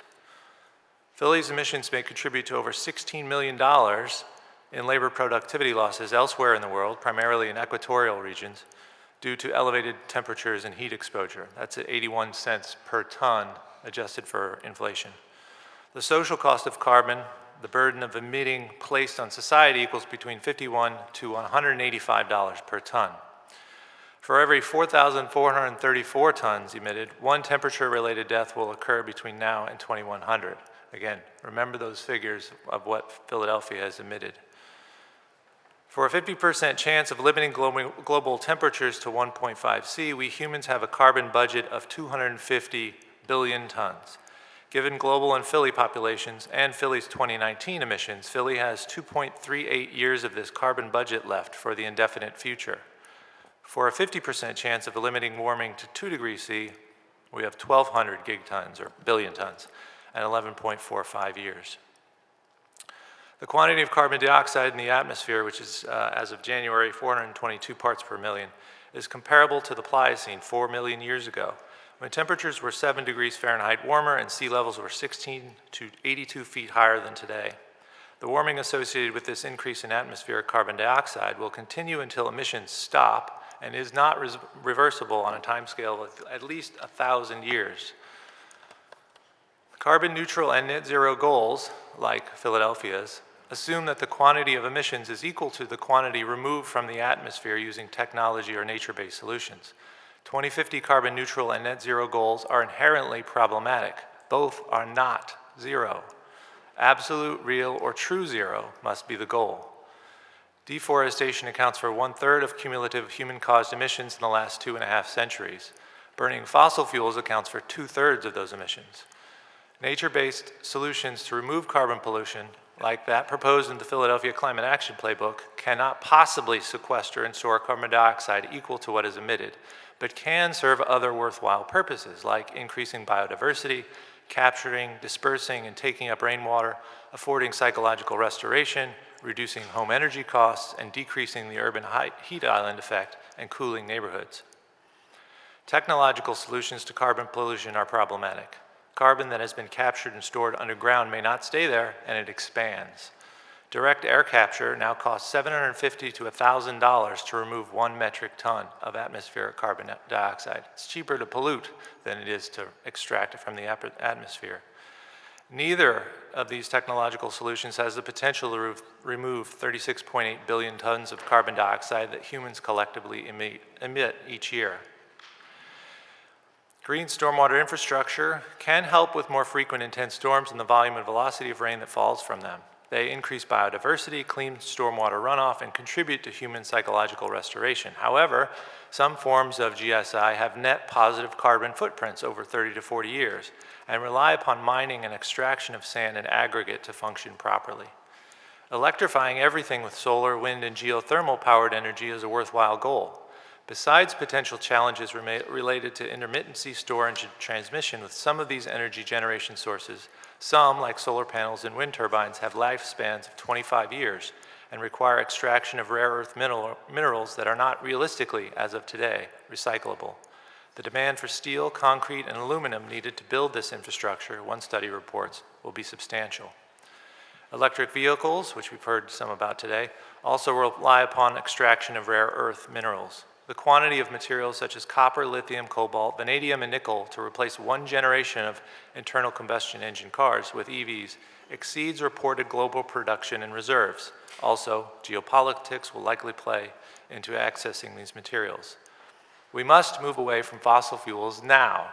However, fossil fuels will be needed to build the transformation that Philadelphia and its residents need. For example, most construction machinery is diesel-powered. An alternative engine and fuel is not something easily replaced. Cheap, potent fossil fuel energy has benefited many, but not all of us. There are many knowledgeable, skilled people in the industry that mean well, work hard, and will encounter hardships that result from a transition away from fossil fuels. But please do not mistake my preceding comments for support of the fossil fuel industry, the continuation of fossil fuel use, and hesitancy to transition to renewable energy. Over my entire lifetime of 46 years, leadership in the fossil fuel industry has known about, and their scientists have accurately predicted the relationship between fossil fuel combustion, elevated concentrations of atmospheric carbon dioxide, elevated global mean surface temperatures, and the dire consequences in store for humanity. They, their lobbyists, and political pawns blatantly lie to the public, deny and cast doubt on climate science, spread doom and despair, and delay necessary action, all while profiting handsomely off of human suffering and ecological destruction. Climate action plans in other cities like Baltimore and Chicago are like Philadelphia's. You could say that Philadelphia is keeping up, but if every city has a flawed target, that being net zero or carbon neutral, Philly can lead and distinguish itself by targeting real zero. Philadelphia has many informative, thorough, useful science-based documents at their disposal. The Philadelphia Climate Action Playbook refers to many of these.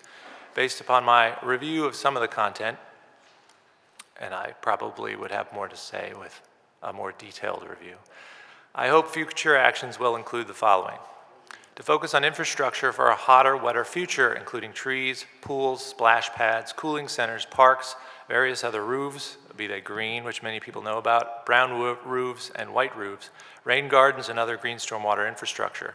Focus on the neighborhoods and people who are and will suffer the most. Globally, 10% of the highest emitters emit more than the bottom 50%. Prioritize complete streets, and we've heard some about that today, then integrate walking, biking, and expanded mass transit, as well as stormwater infrastructure and trees. Focus more broadly on citywide emissions reductions instead of just municipal. Incentivize or penalize large non-state actors. I'm talking about commercial property owners, institutions like Temple, developers, corporations, et cetera, to induce necessary change. I don't know if you can do this, but I'm going to say it anyway. Put a progressive price on carbon emissions. Invest the income in underserved communities who have and will experience the gravest risks associated with climate change. Require developers to publicly report project embodied energy and emissions. This goes beyond operational emissions of buildings. It has to do with the materials that they're specifying and the machinery they're using to construct buildings. Ask for all projects.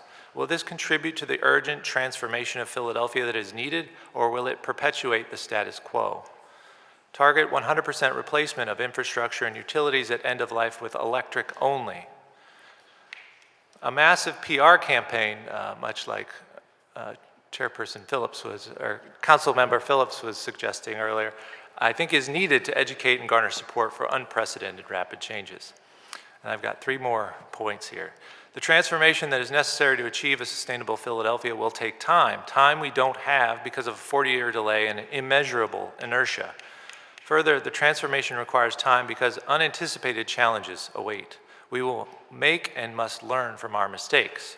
Time, as Dr. King wrote, can be used either destructively or constructively. The people of ill will have used time much more effectively than the people of goodwill. We must use time creatively and forever realize that the time is always ripe to do right. Philadelphia is one of the first, if not the first, planned cities in the United States. From what I understand, William Penn envisioned where we sit now as a green country town, that gardens and green spaces would be accessible to residents, not just in the 5 squares, but around residences.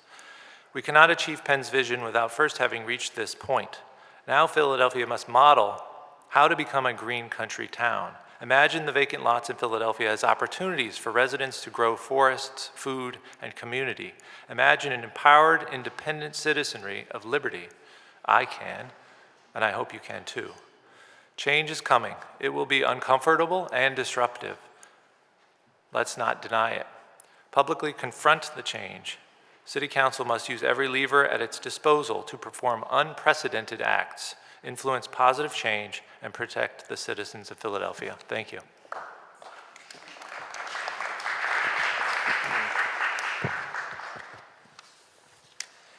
Good afternoon, Mr. Chair, Madam Vice Chair, through you to the members of the committee. My name is Matt O'Malley. I am the Chief Sustainability Officer for Vicinity Energy, which is Philadelphia's largest district energy system. We are situated with our about 41 miles of pipes throughout the streets, primarily in Center City in West Philadelphia, and our CHP plant is in Grays Ferry in the Council President's District. Prior to that, I spent 11 years as a member of the Boston City Council, where I was the district councilor as well as the chair of the Environment and Sustainability Committee. It was in my role there that I passed 2 pieces of legislation that were referenced earlier today. One was our first benchmarking ordinance called BERDO, or the Building Energy Reporting and Disclosure Ordinance, back in 2013. And then in 2021, this was an item that was referenced by Liz Lankenow a little bit earlier. We passed the amendment, or BERDO 2.0. We kept the acronym, but we changed the meaning to be the Building Emissions Reduction Disclosure Ordinance. Thank you. We got some BERDO fans here. To be completely candid with all of you, my work on the council on that side of the table is what brought me to Vicinity Energy, where I am enormously lucky after having the great political and personal professional highlight of being a local elected official to now work in the solutions business. And we at Vicinity, to hearken back to your call, Mr. Chairman, on what the business community is doing, what private enterprise is doing, how we're standing up, to echo the comments by Emily Shapira, who I've gotten to know pretty well over the last 2 years and could not agree more strongly. We at Vicinity are committed to standing shoulder to shoulder with the members of the Philadelphia Council, with the Parker administration, to do everything we can to decarbonize our business. We have a firm commitment. We are working literally around the clock. We are national leaders in what we're doing. I'm based in Boston. I'm down here about once a month, and I am so delighted to report that our decarbonization timeline has only been expedited in the city of Philadelphia. And that is because of leadership by the people in this building. That is because of the leadership in so many of our customers, our large institutional customers, who know that we need to meet this moment, and we need to look through the lens of equity. We need to look through the lens of making sure we get this right. We simply do not have enough time to continue to dither, to continue to set off these guidelines without doing the work. So the way the district energy system works, we have a centralized plant. As I mentioned, it's in Grays Ferry. We have a CHP, combined heat and power, which is how we capture waste heat to help heat about nearly 100 million square feet of property in the city of Philadelphia. We are changing how we create that heat. We are moving from gas-fired boilers to electric boilers. We are introducing some heat pump technology, some massive industrial heat pump complexes. I'm talking north of 40 megawatts, which are prevalent all over many European cities. We will have the first one in Boston and Cambridge by 2027, 2028. The second one will be in the city of Philadelphia shortly after that. We're doing this because we simply have no other choice. We no longer have the luxury to suggest that we can wait and we can get to this in 10, 20 years down the road. Action has to happen now. And again, I'm enormously grateful for the leadership of you, Mr. Chairman. We've had an opportunity to sit down. I haven't yet met some of your newer colleagues, but look forward to doing that soon, to see the commitment of this city and how Philadelphia will be a leader. And we at Vicinity are proud to stand absolutely shoulder to shoulder.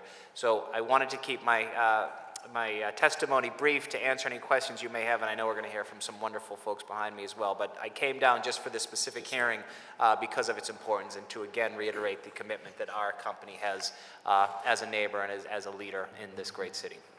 Thank you. Thank you both for your testimony. Of course, thank you for your service as well. As a former member of City Council, we can't not say that. Chair recognizes Councilmember Phillips to address this panel. Just very quickly, thank you, Professor, and also thank you, Matt, for your testimonies just now. I just want to say that all the information that you have presented is incredibly profound. It's also really important that neighbors across the city of Philadelphia are aware of this. So, Professor, I do agree about a massive advertisement around this particular concern. What I'm also relatively interested in also learning about and have a little concern on is who are we incorporating people from our neighborhoods to also rally around this message? The two of you are very highly intelligent, educated folks who have gone to schools and have studied this, but I'm not hearing from people in our district, 9th District, where Councilmember Thomas and I reside, and that talking about this constantly. So you may be passionate about this, but if you're not bringing forth people that are from the neighborhoods that you want to see change in to get passionate about this, it's going to fall on deaf ears. And so then also another thing is that, a lot of us have gone to nice schools and we're able to understand the words that you are echoing out of your mouth, but for some folks, it's too complicated for them. They're like, what are you ultimately saying?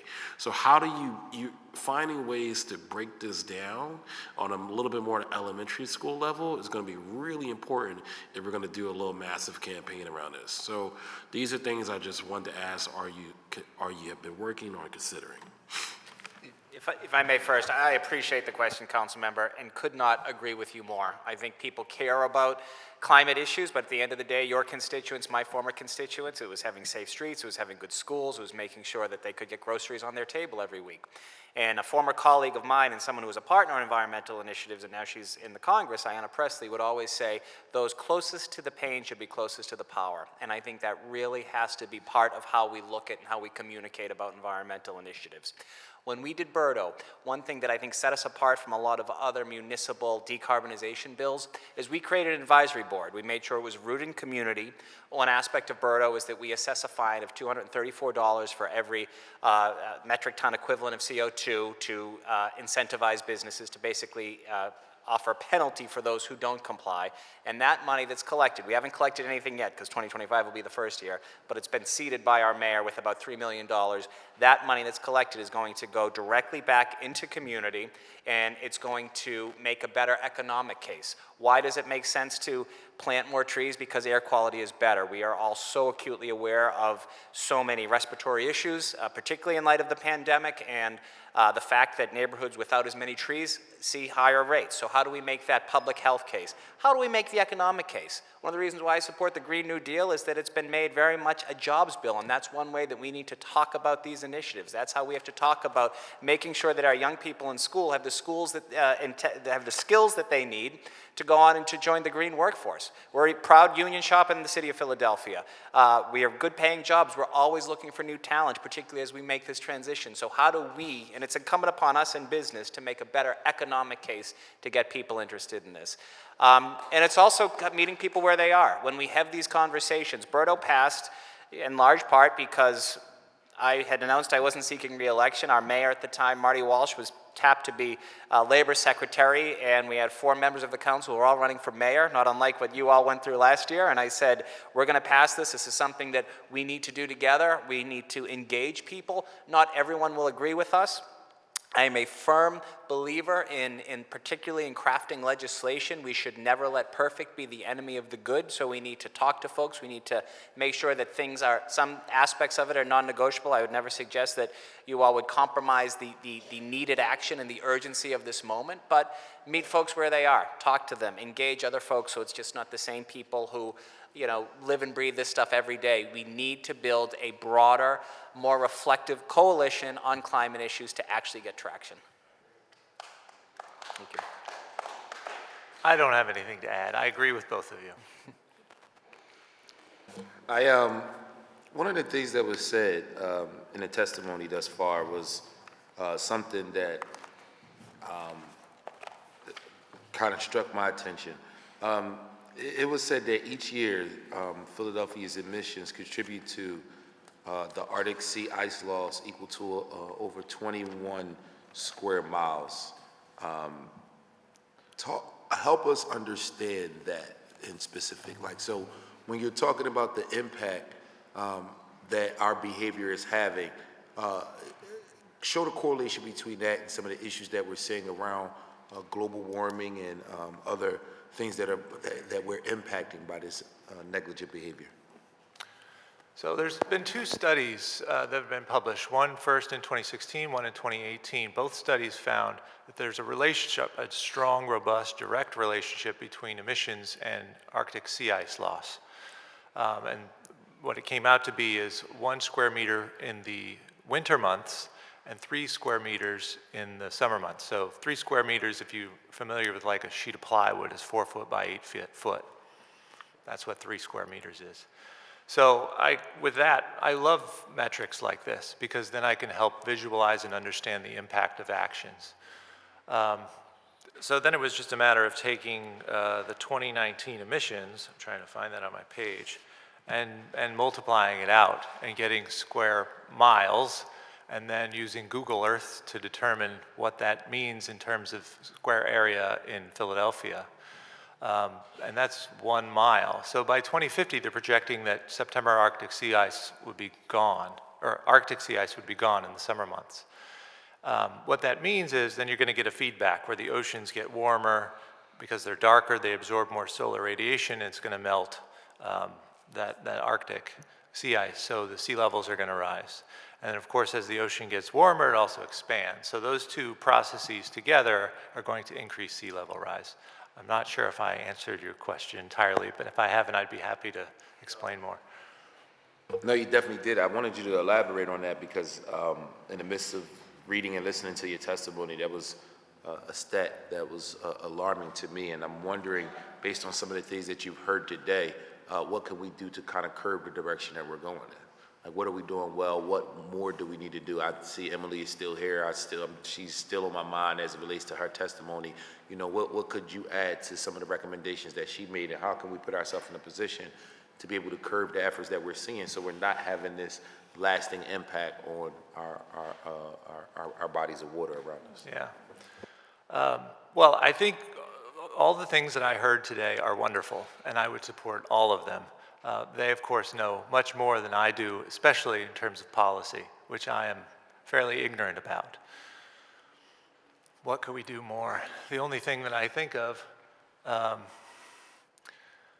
think there's an expectation that the way many of us are living now will continue if we get to zero, whether it's carbon neutral or whatever you want to call it. I think that's unrealistic.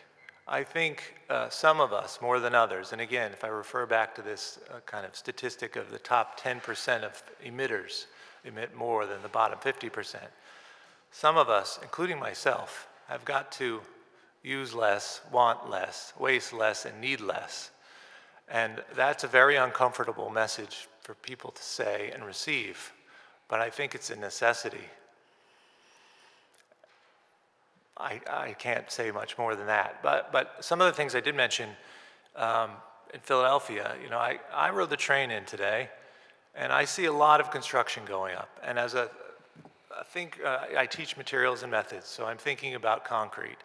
I'm thinking about the things that could be done to improve the carbon emissions associated with concrete. There's a couple things, but you just can't do much with it. And the same thing with all the steel that's going up. There's many buildings that are going up. You can use electric arc furnaces to make steel, but now it relies upon coking coal. It's embedded into everything that's happening. And it's a stark contrast in the city of Philadelphia when you ride through Center City and you see all these structures going up, huge structures that are reliant upon fossil energy, not only to make, but then to operate. And then you go to North Philly, around Temple's campus. It's a stark contrast, and it's these people around Temple that need the attention, and they need the infrastructure, and they need the support, financial, social, and otherwise. Beyond that change, I don't know. I just don't know. It's perplexing and it's complicated. No, that's fair. I completely understand. This is a tough issue to essentially think through, but similar to what was said, I think about Matt and people earlier, the time is now to act. So what we do know is that we have to have these tough conversations. We have to participate in brainstorming sessions that might not necessarily lead to the conclusion that we desire, but the effort is there, the will is there. We recognize the problem, and I can't help but refer back to what Councilmember Phillips talked about when he talked about education, advertising. Listening to what you're saying, Professor, changing behavior is required in all industries and aspects of life here in the city, and there's no way to get to that point without having the proper opportunity to communicate the problem and creating platforms to have the dialogue, so we're educating people and informing them so they know what's going on. So I appreciate you being here, both of you. Are there any other questions from members of this committee for this particular panel?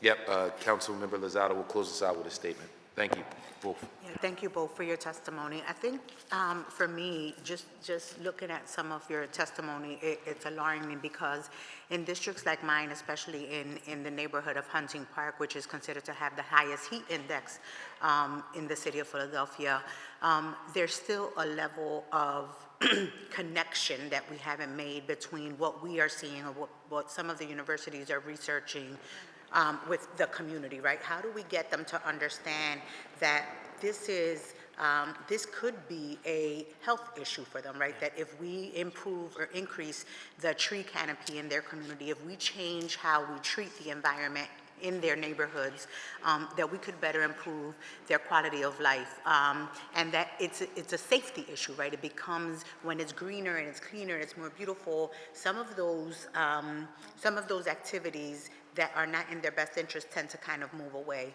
So, I want to figure out, how do we partner with some of the universities who are doing this work on the ground? I will use Drexel University, who during my time at Esperanza worked very closely with some of the residents of Hunting Park, but there was still this resistance from residents about just something as simple as improving the tree canopy. So how do we work closely with some of you who do this work every day. Like, what is the language?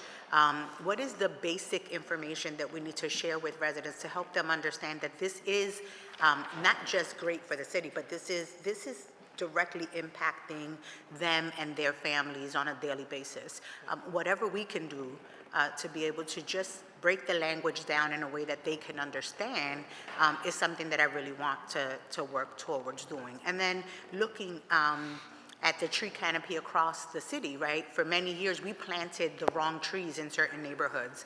And now we're saying to residents, it's your responsibility to take that tree down and pay for that, right?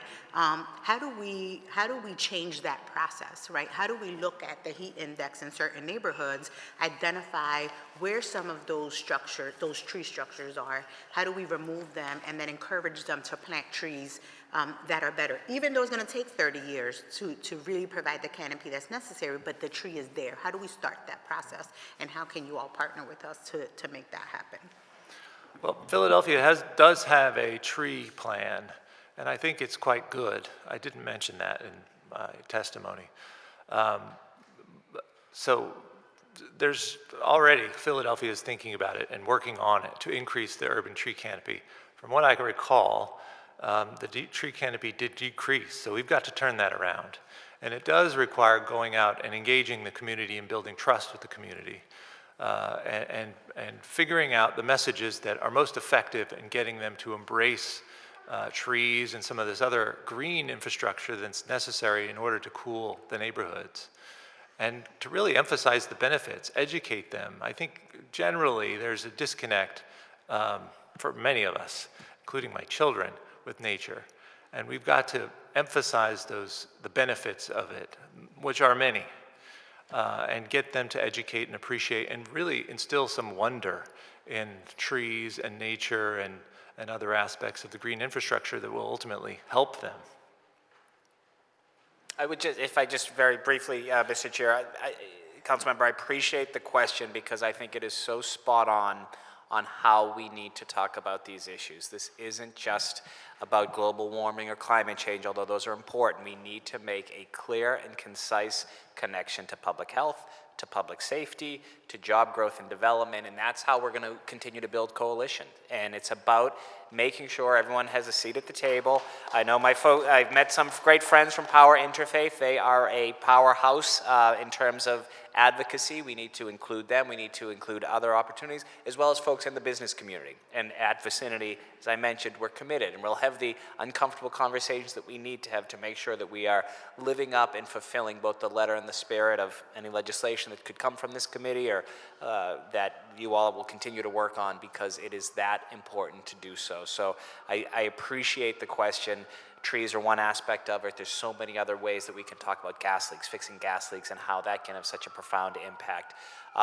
Having EV infrastructure is important, but I think that that's a luxury that we need to be very cognizant of when we're drafting this legislation, that it just shouldn't be, wealthy people who can afford a EV who should benefit. And that's why if you were to create some sort of a advisory group the way Boston did, I think it can really prioritize EJ communities to make sure that we invest that money in communities that is equitable across the board.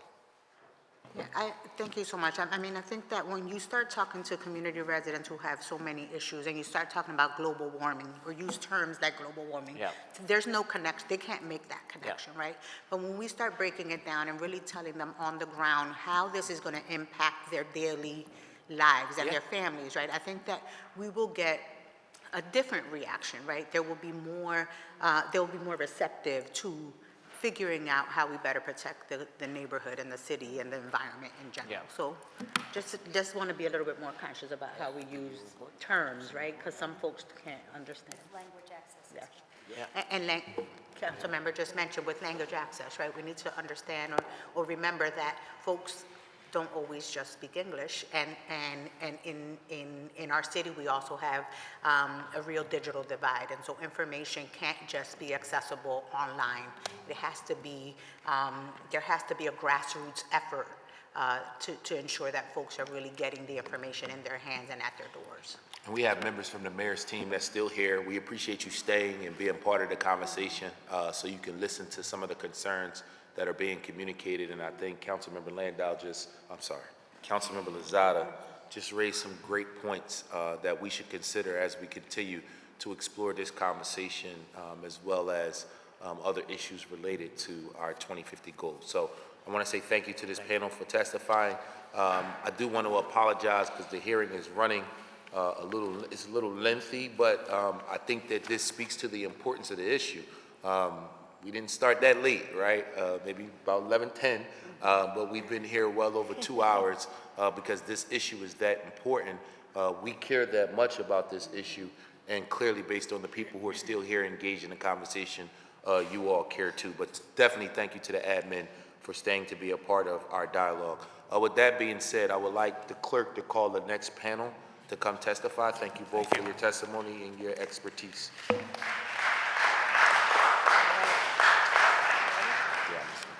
The committee will next hear from Clean Air Council, Sean Hoffman, if you'll come forward. Green Building United, Daniel Marzak, who will read testimony from Rich Free. Philly Thrive, Shamar Pitts, if you'll come forward. And Power, Pastor Rashid, if you'll come.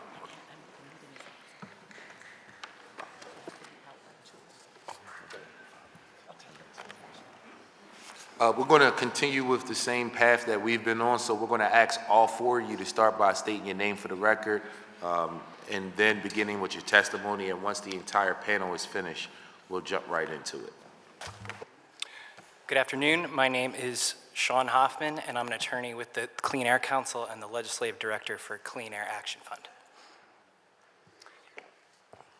My name is Daniel Marzak, Communications and Policy Manager with Green Building United. My name is Shamar Pitts. I'm co-managing director at Philly Thrive and a lifelong Philadelphia resident. I'm Johnny Rashid, pastor for West Philadelphia Mennonite Fellowship and part of Power Interfaith. Absolutely. Excellent. Mr. Hoffman, if we could start with you. Sure. Thank you so much, council members, for the opportunity to testify today, and thank you so much for holding this very important hearing. As I mentioned, I'm an attorney with Clean Air Council and Legislative Director for Clean Air Action. We fight for your constitutional right to a healthy environment as a Pennsylvanian. I'm also a true believer in Mayor Parker's vision for Philadelphia to become America's cleanest, safest, and greenest big city. But that will not happen unless and until we step our game up here in Philly. Last year, the Clean Air team, who I'm a part of, led over 80 public health and environmental action campaigns, engaging over 8,000 people.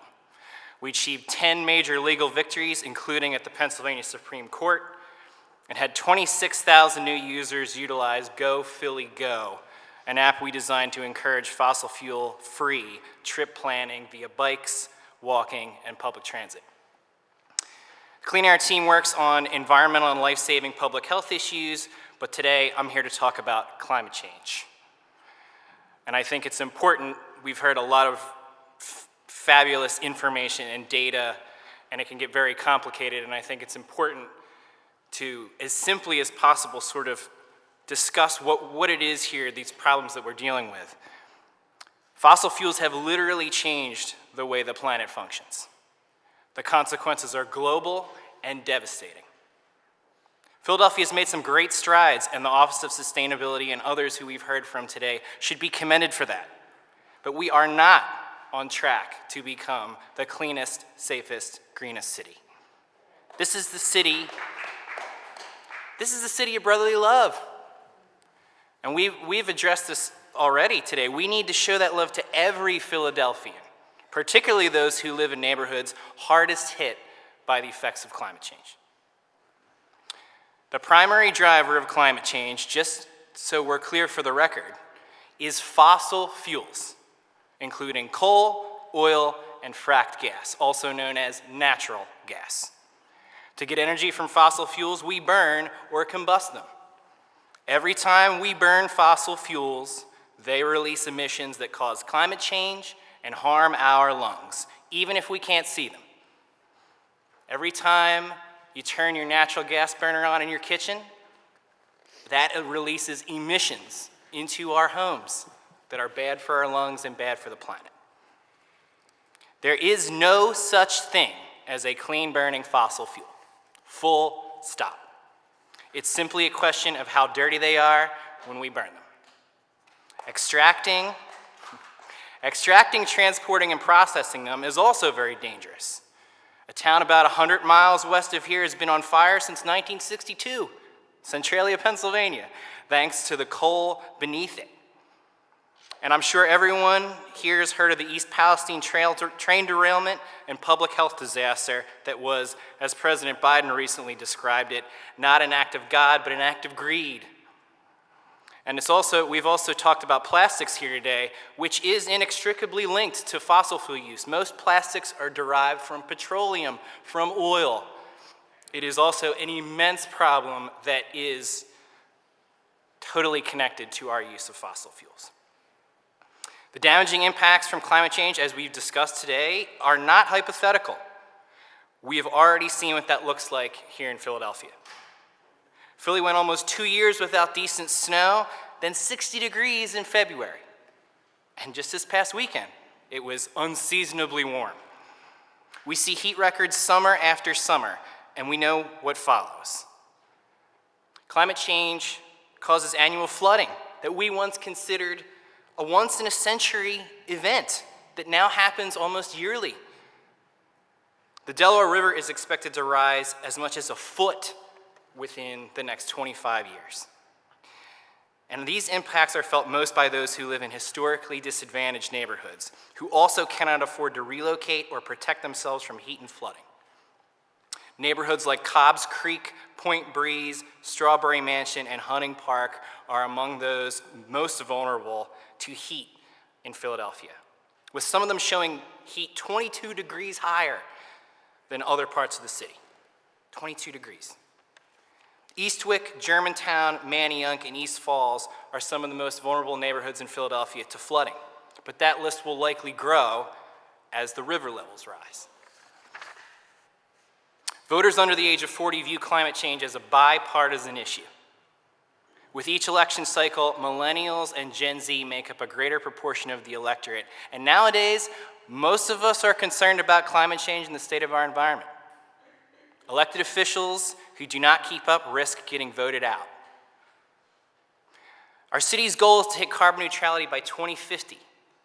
To even meet that, let alone claim the title of greenest big city in America, we need to move away from the use of so-called natural gas as quickly and completely as possible. That means Philadelphia Gas Works should become the Philadelphia Geothermal Works. It's already PGW, you don't even have to rebrand. You keep all the trucks, all the uniforms, all the signs, it's already there. PGW has been with Philly since 1838, and that isn't something to be cast aside lightly. But instead of allowing PGW to waste mountains of money on replacing aging fossil fuel infrastructure, we must become a global model for the transition to clean energy. PGW is currently exploring the viability of geothermal, but we must demand it and accelerate the process.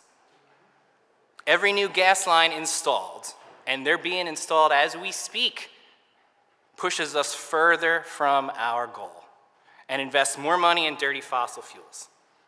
Investing in clean geothermal now just makes sense, financially and environmentally.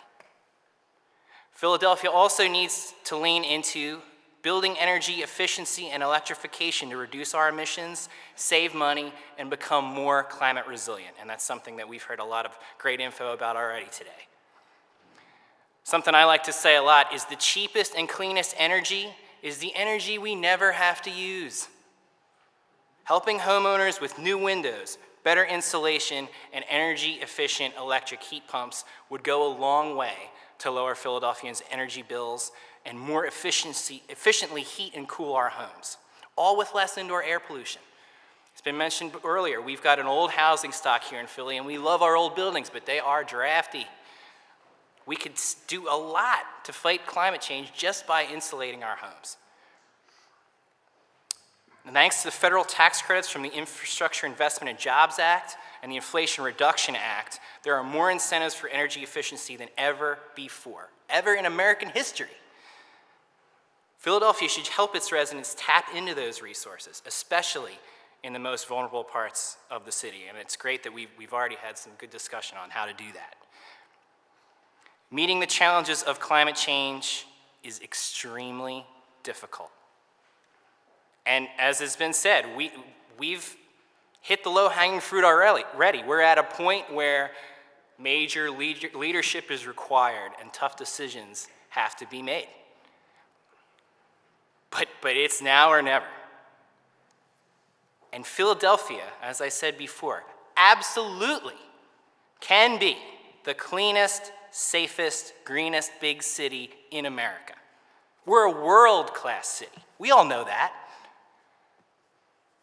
And we can pioneer ways to be carbon neutral by 2050 while protecting those most impacted by climate change and saving money along the way. The fossil fuel lobby may have its hand in Harrisburg, but not in Philadelphia. And the Clean Air team and I stand ready to assist in any way we can to ensure Mayor Parker's vision for Philadelphia becomes a reality. Thank you.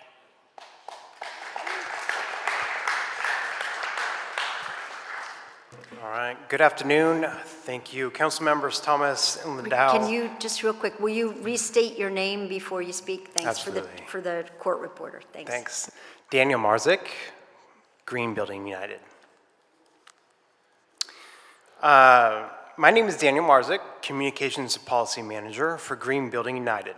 Through education, advocacy, and strategic initiatives, Green Building United promotes the development of buildings that are sustainable, healthy for inhabitants, resilient, and cost-effective. Our community is made up of architects, engineers, building operators, policymakers, and advocates, individual residents, and businesses from across our region. Thank you so much, Council Members Landau and Thomas, for holding this space for this important discussion today. I want to open by first addressing the importance of climate action, as we've heard from others today so far, that the impacts of climate change are here. The last 3 years alone have been some of the hottest on record. Toxic air quality from wildfires have made our air some of the worst in the world. Last summer, and in 2021, the impacts from Tropical Storm Ida devastated communities across Philadelphia and inundated the Vine Street Expressway. It's not a surprise. At the end of the Netter administration, the then Mayor's Office of Sustainability published Growing Stronger, a report on expected climate impacts in Philadelphia. A decade later, we're seeing many of those impacts come true. There is some good news. Thanks to commitments that the city has made, reductions have been made, and we are on track to at least avert the worst case scenarios reported in Growing Stronger, but it's extremely critical that we continue to act on our commitments and accelerate action to keep on track or exceed our goals to achieve carbon neutrality by 2050. As you may have heard already, in Philadelphia, entire 2/3 of our emissions, carbon emissions, come from the buildings and electricity grid that powers them. At Green Building United, we're focused on our built environment, the buildings that we live, grow, and play in. And we're identifying and supporting efforts to cut emissions from existing buildings and new construction in Philadelphia's homes, businesses, schools, and nonprofits. Philadelphia has programs in place now that are working to cut emissions in the built environment while reducing energy bills and creating job opportunities for Philadelphians. Thanks to former council member Blondell Reynolds Brown, for the past decade, large buildings have been required to track and report their emissions on an annual basis, a process called energy benchmarking. In 2019, City Council added a requirement for many large buildings to tune up their existing systems. Green Building United manages this program, and benchmarking alone has led to an average 5% reduction in energy use over the past decade, and we're starting to see an additional savings of 4% for buildings that have completed the Building Energy Performance Policy programs. At the residential level, city initiatives like the Basic Systems Repair Program and Restore, Repair, Renew helps residents get their home to a state of good repair. these kinds of programs are critical for energy efficiency. While these programs require more funding and could better emphasize emissions reductions, it's important to know that home repair is climate action. Funding these critical programs benefits our most vulnerable neighbors while making progress towards our climate and emissions goals. And in recent years, the Philadelphia Energy Authority's groundbreaking Built to Last program has brought together many of these existing home repair programs and brings in the expertise on climate emissions reductions and health, while also helping seniors stay in their homes for longer and avoid community displacement. With all that said, these programs alone won't eliminate emissions from buildings, and many buildings and residents are left out of current policies.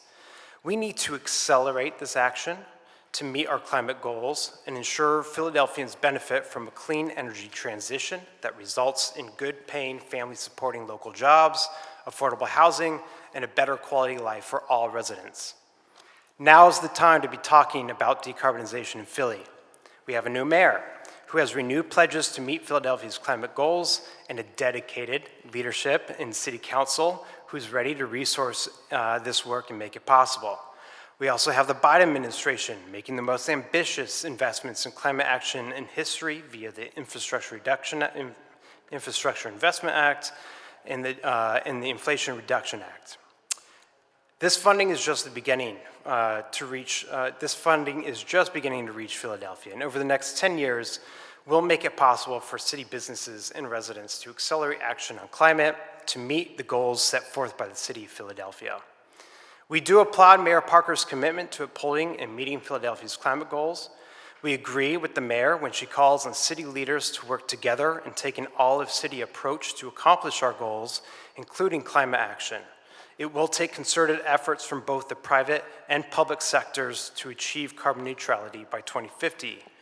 City departments and quasi-governmental agencies like SEPTA and Philadelphia Gas Works must be resourced and held accountable for their efforts to meet the challenge of climate action in our city.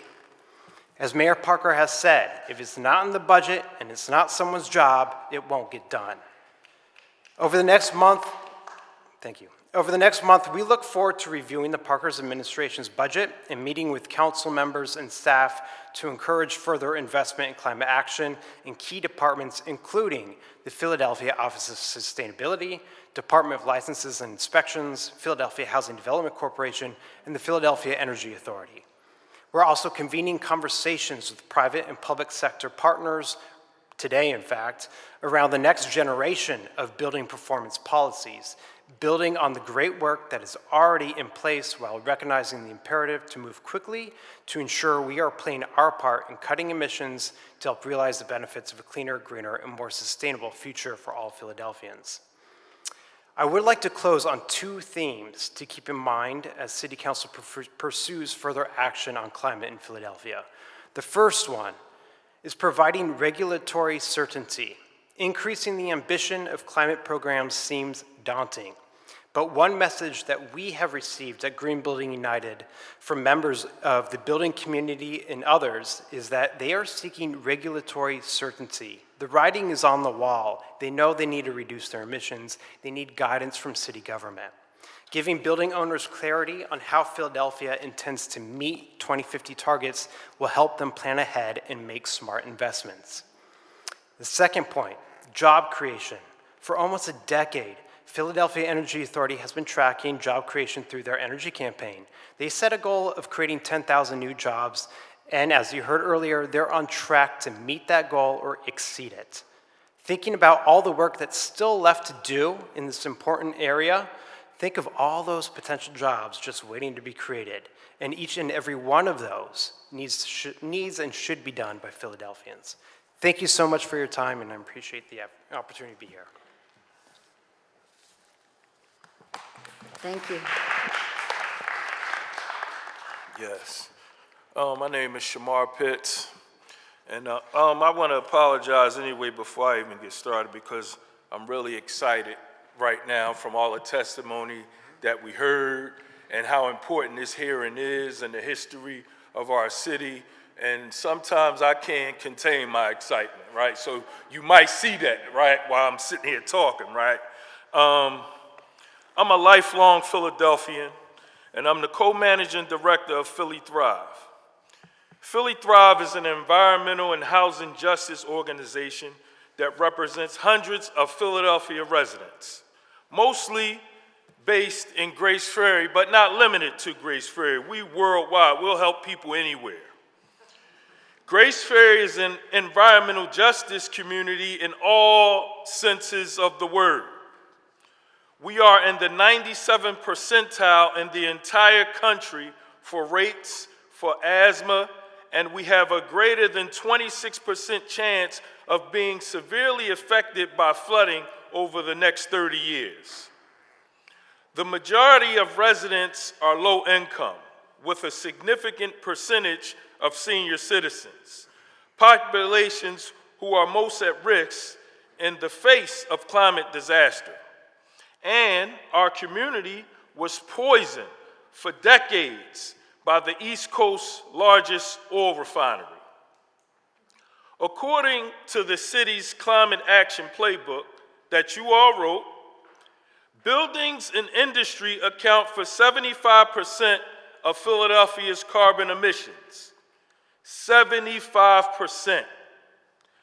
We have the solutions. We know what it will take for a just transition away from fossil fuels. We just have to act on them. We have a tendency to cling to the past and finance the past, knowing that we need to invest in the future for the sake of our children. The systems we are financing are unhealthy. Last fall, Philly Thrive went out and we talked with our community. We surveyed over 100 long-term Grace Ferry residents about their housing needs. By far, the biggest need, named by over 60% of long-term residents, is home repairs. People are losing their homes because they can't afford to make essential repairs. We have an opportunity in Philadelphia to address the needs of our long-term residents. And today I just want to elaborate on two things. I want to talk about the opportunities presented by home repairs, and I want to talk about the redevelopment in the Bellwether District and PGW so that we can enact this transition.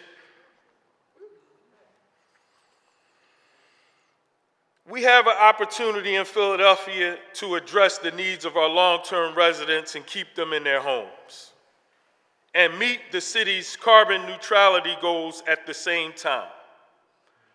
Repairing homes in a way that increases energy efficiency and adds clean energy is a no-brainer way to transition from fossil fuels. This process reduces energy costs for low-income residents. It improves our air quality and health and will drastically support our city to reach our climate goals. The city has a solution. We need to fund the Philadelphia Energy Authority's Built to Last program. This is a holistic home repair program that includes weatherizations, heat pumps, and solar energy. Our city council needs to include $5 million for Built to Last in this year's budget. In the coming years, we'll need much greater investment from all levels of government. But it is crucial for the city to invest now so that the program can continue to develop, improve, and expand. Once again, buildings and industry account for 75% of Philadelphia's carbon emissions. Grace Ferry borders the Bellwether District at the site of the former PES oil refinery. It makes up 2% of Philadelphia's landmass, the largest redevelopment in Philadelphia's history. Philly Thrive and other RCOs in South and Southwest Philly have been negotiating with Hillco for pretty much 4 years to make sure this development is fossil fuel free, so we have clean air in our community. If we're serious about carbon neutrality by 2050, then you, our city council officials, need to mandate that all future large developments in Philadelphia, including the Bellwether District, be fossil fuel free.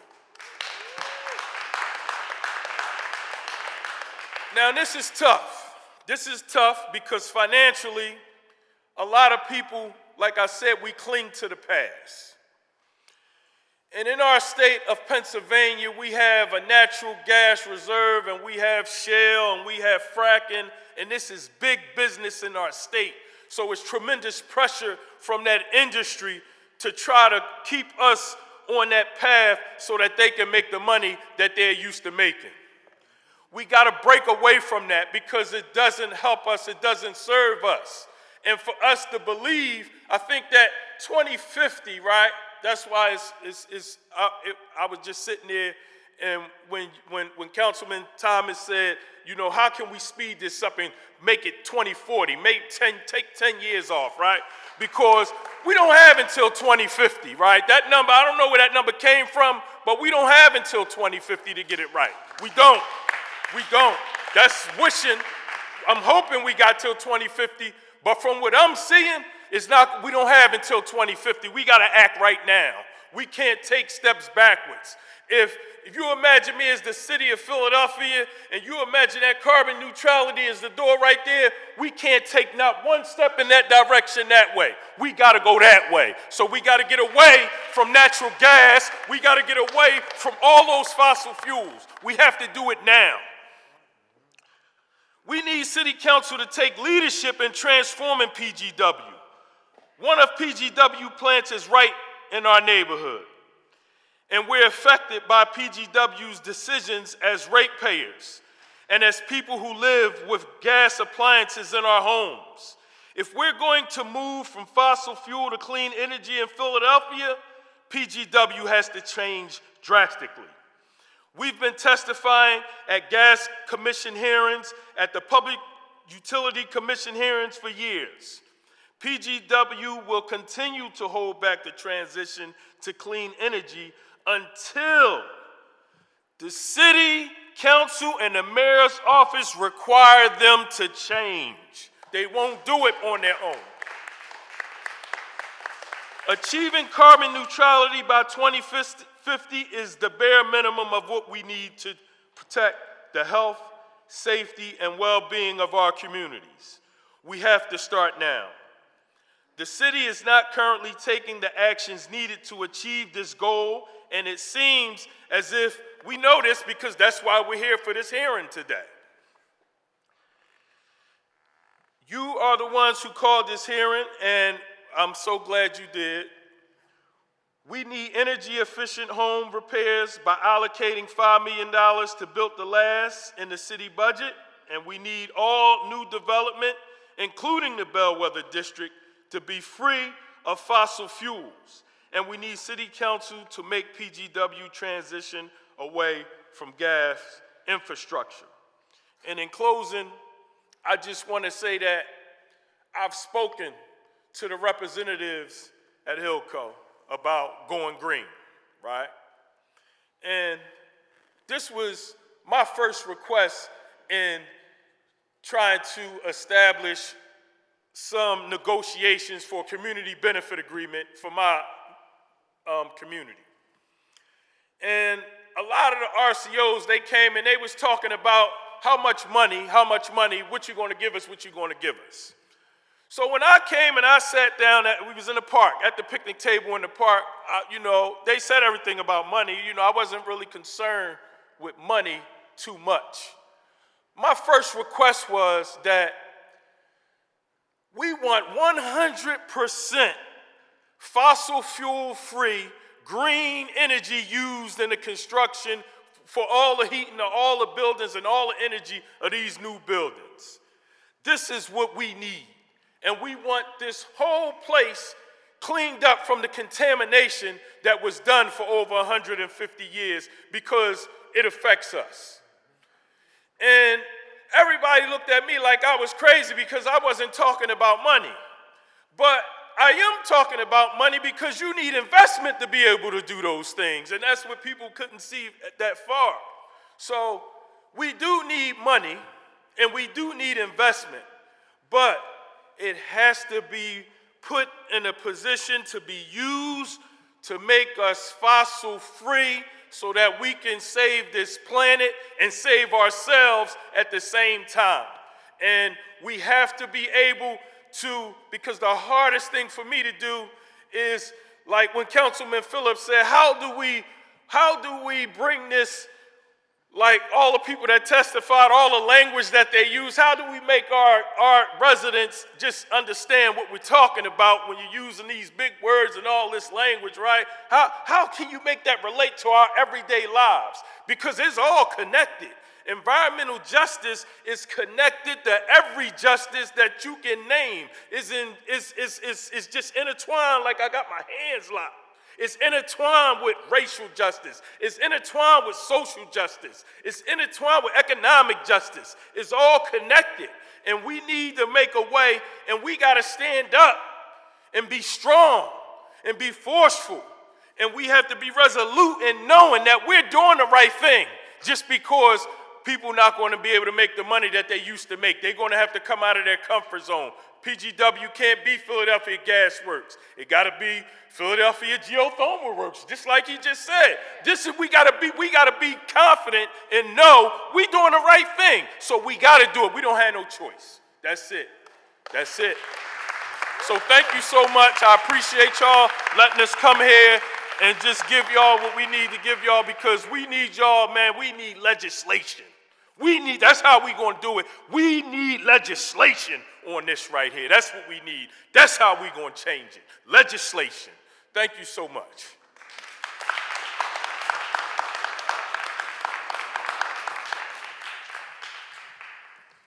I'm Pastor Johnny Rashid. Rashid. I'm pastor for West Philadelphia Mennonite Fellowship. And I'm a preacher, but I won't preach like my brother just did there. Power is a multi-racial, multi-faith organizing movement that works for racial and economic justice, for a livable planet, on a livable planet. And there's dozens of congregations and thousands of people connected to us throughout the city. So your actions as representatives over the next couple of years will determine whether we have the capacity to be a thriving city, not just in the near term, but in the future too. We're not on track for carbon neutrality by 2050, and we're certainly not on track to get there by 2040, which is a more responsible goal. So I'm going to outline 2 actions that we need City Council to take, focusing on repairing Philadelphians' homes and transforming PGW. Our members are harmed by multiple overlapping crises in our city: unaffordable housing, high rates of poverty and gun violence, unaffordable energy bills, and more. And we're also facing a climate emergency: flooding, heat waves, wildfire smoke. All of that is hurting us. And if we don't respond with urgency to stop fossil fuel emissions, we'll create a legacy of devastating harm. And these problems are interconnected. We don't have to choose between fighting against poverty, tackling gun violence, preventing displacement, and addressing the climate crisis. By focusing on housing and energy, we can tackle multiple crises at once. First, we need large-scale public investment to repair and decarbonize our homes. That will improve people's health, enable people to stay in their homes and afford their energy bills, create good jobs, and stop fossil fuel pollution. The Philadelphia Energy Authority's Built to Last program is a critical initiative that should receive more investment right now. So we urge you to provide at least $5 million for the Built to Last in the next budget for the city. City Council must work to ensure that PGW is accountable for its role in achieving our city's 2050 carbon neutrality commitment, and we need you to make the city's 2050 carbon neutrality deadline binding and to closely supervise PGW's decarbonization to make sure it stays on track. The city owns PGW, and the fossil fuels that it sells are one of the largest sources of climate pollution in our city.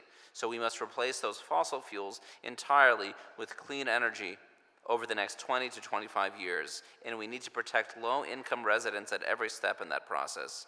We've attempted to work with PGW for the last 3 years.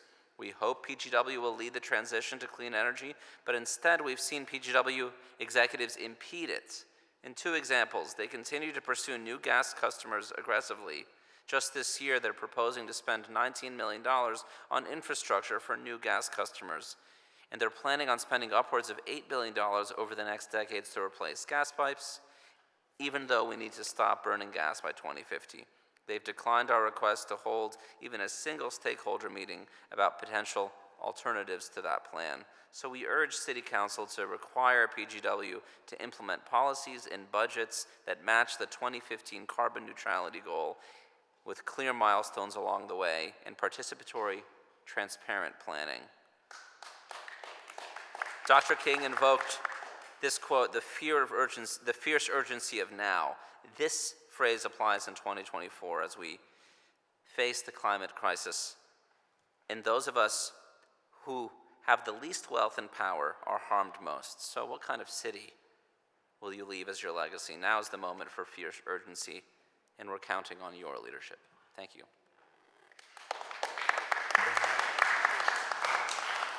Thank you all for your testimony. In the spirit of time, I want to allow the next panel to come and testify.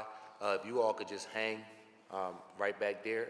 You don't have to even go on the other side. If we can just call the next 2 panelists up, and then we'll do all 6, both the 3rd panel and the 4th panel together for questions, just in the spirit of time, because I know that we're a little over schedule. Tori Fishman from Zipcar and Jay Arzu from Weitzman School of Design, if you'd come forward.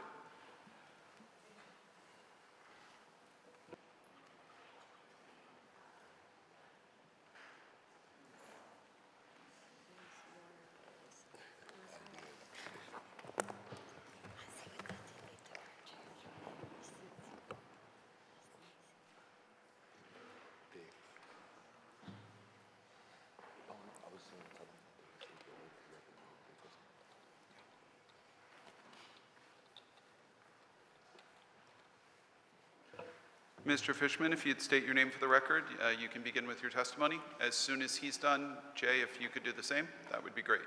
Thank you. Thank you. Tori Fishman from Zipcar. Good afternoon, Chairman Thomas and members of the Legislative Oversight Committee. My name is Tori Fishman, and I serve as Manager of Public Partnerships and Policy for Zipcar. I appreciate the opportunity to provide testimony on how Zipcar and car sharing can help advance the city's carbon neutrality goals and to answer any questions you might have. Zipcar is the world's leading car sharing network, driven by a mission to enable simple and responsible urban living by reducing the need for personal car ownership. Car sharing allows Zipcar members to reserve vehicles by the hour or by the day, typically from a location just a short distance from home. By sharing a car, fewer personal vehicles on the road, which means less congestion, less carbon emissions, less curb and parking competition, and more free space in neighborhoods across the city for people, not cars. While Zipcar has a national presence, we consider our relationship with Philadelphia to be a particularly important one, as our president, Angelo Adams, is a proud Philly native hailing from the 9th Councilmanic District. While Angelo regrets that he couldn't be here today, he recently visited to help launch our new partnership with the Philadelphia Housing Authority, where Zipcar provides affordable, convenient vehicles to residents, enabling them to access personal and professional opportunities. A press release outlining that partnership has been submitted as part of my testimony today. Zipcar has operated in Philadelphia since 2007 and has become a vital part of the city's transportation ecosystem. Zipcar's model of car sharing has proven to be an important, sustainable transportation option for an increasingly diverse cross-section of Philadelphians in every corner of the city and at every income level. According to our North American Transportation Survey, which we release annually to illustrate the social and environmental impact of Zipcar, we know that nearly 90% of our members in Philadelphia do not own a car. Nearly 50% of them have postponed buying or leasing a car because of their Zipcar membership, and more than 40% of them would buy a car if Zipcar disappeared tomorrow. That's a lot of cars that we're helping keep off the road in Philadelphia. According to AAA, the cost of new car ownership was at an all-time high in 2023, and this estimate does not consider the cost of EV ownership and its specific requirements. Because of this, 60% of our members in Philadelphia report that they joined Zipcar specifically to avoid the prohibitively high cost of car ownership. Zipcar is an affordable option because our membership includes gas, electric charging where applicable, insurance options, maintenance, roadside service, and a dedicated parking spot. Due to the costs and complexities of electric vehicles and many cities' goal of providing affordable, sustainable transportation for all, Zipcar believes that the future of EVs is shared, not owned. Independent studies also show that Zipcar's round-trip model of car sharing has a positive impact on the environment and supports the city's carbon neutrality goals. For example, one Zipcar takes up to 13 personally owned vehicles off the road. In Philadelphia, where we currently have a fleet of about 300 vehicles at 140 locations, that's about 4,000 cars that we're keeping off city streets, enough cars to fill Dilworth Park 6 times over. Car sharing members also have a lighter carbon footprint than non-car sharers. Each member reduces their carbon footprint by up to 1,600 pounds per year, and each member tends to drive 40% fewer miles after joining Zipcar because they depend on a diverse mobility network for the transportation needs and only drive when actually necessary. Last year marked the beginning of a new chapter for Zipcar. We further expanded our commitment to reducing carbon emissions by launching EVs across multiple markets, including Philadelphia, and we joined the White House EV Acceleration Challenge, committing to place 25% of our EV fleet in overburdened communities and expand our EV fleet up to double its current size in 2024. A best practice we've acquired from providing shared electric vehicles is that collaboration between the public and private sector is going to be critical to successfully meet and expand sustainable transportation goals. By working together and tapping our broad and deep experience, Zipcar, the City of Philadelphia, and other public and private sector partners can help advance this historic and generational transition and ensure that we're paving the way for the future of sustainable transportation. Zipcar is excited to work with the city on innovative solutions to expand EV car sharing and to increase the availability of charging infrastructure citywide. A successful program Zipcar has launched in partnership with cities across the country is Zipcar for Government, a car sharing program designed explicitly for city government employees. In Boston, New York, DC, and other cities across the country, they're using Zipcar as a flexible fleet solution that allows city employees to drive EVs and hybrid vehicles to conduct important services like building inspections and social work home visits. We found that programs like electric car sharing for governments allow city to help reduce capital costs, electrify government transportation, and promote sustainability. As a mission-driven company, Zipcar shares the city's goals of reducing carbon emissions and can help provide innovative solutions to help the city become a national model that runs on affordable, convenient, and sustainable transportation. To that end, we look forward to continuing to work with this committee and the City Council to advance the city's carbon neutrality goals by expanding electric car sharing as an affordable and sustainable option throughout the city. Thank you for the opportunity to testify today. Hello, my name is Jay Arzu. I am a PhD student in City and Regional Planning at the University of Pennsylvania Stuart Weitzman School of Design. Chair Thomas, esteemed members of the City Council, and fellow citizens, it is truly an honor to share insights on a transformative transportation project that promises to significantly reduce carbon emissions in our beloved city, the Roosevelt Boulevard Subway Project. The narrative of the Roosevelt Boulevard Subway stretches back to 1913, with subsequent proposals in 1948, 1960, 1975, 1985, 1994, and most recently in 2003. Today, propelled by federal and state grants, we stand on the cusp of realizing this visionary project through PennDOT's Route for Change program, which was recently awarded $2 million to do NEPA studies. Anyways, let's dive into the numbers. In 2003, the last time the Roosevelt Boulevard subway was scrutinized, it was forecasted to save motorists and transit users a staggering 12,900 hours of travel time annually. Furthermore, the subway was projected to divert approximately 83,300 daily trips from automobiles to transit, with an estimated ridership of 124,500 daily riders. While these figures may seem dated, I challenge everyone in this room to critically contemplate their collective implications. Expanding upon these benefits, Implementing the Roosevelt Boulevard subway holds multifaceted advantages for our region. First, reducing vehicle miles traveled translates directly into a substantial decrease in carbon emissions, aligning seamlessly with our city's climate neutrality goals. By providing a reliable alternative to private vehicles, we are not only mitigating environmental impact, but we're also paving the way for a greener, more sustainable urban future in the city of brotherly love. Moreover, the projected savings of 12,900 hours of travel time annually implies a significant enhancement in productivity and quality of life of our citizens.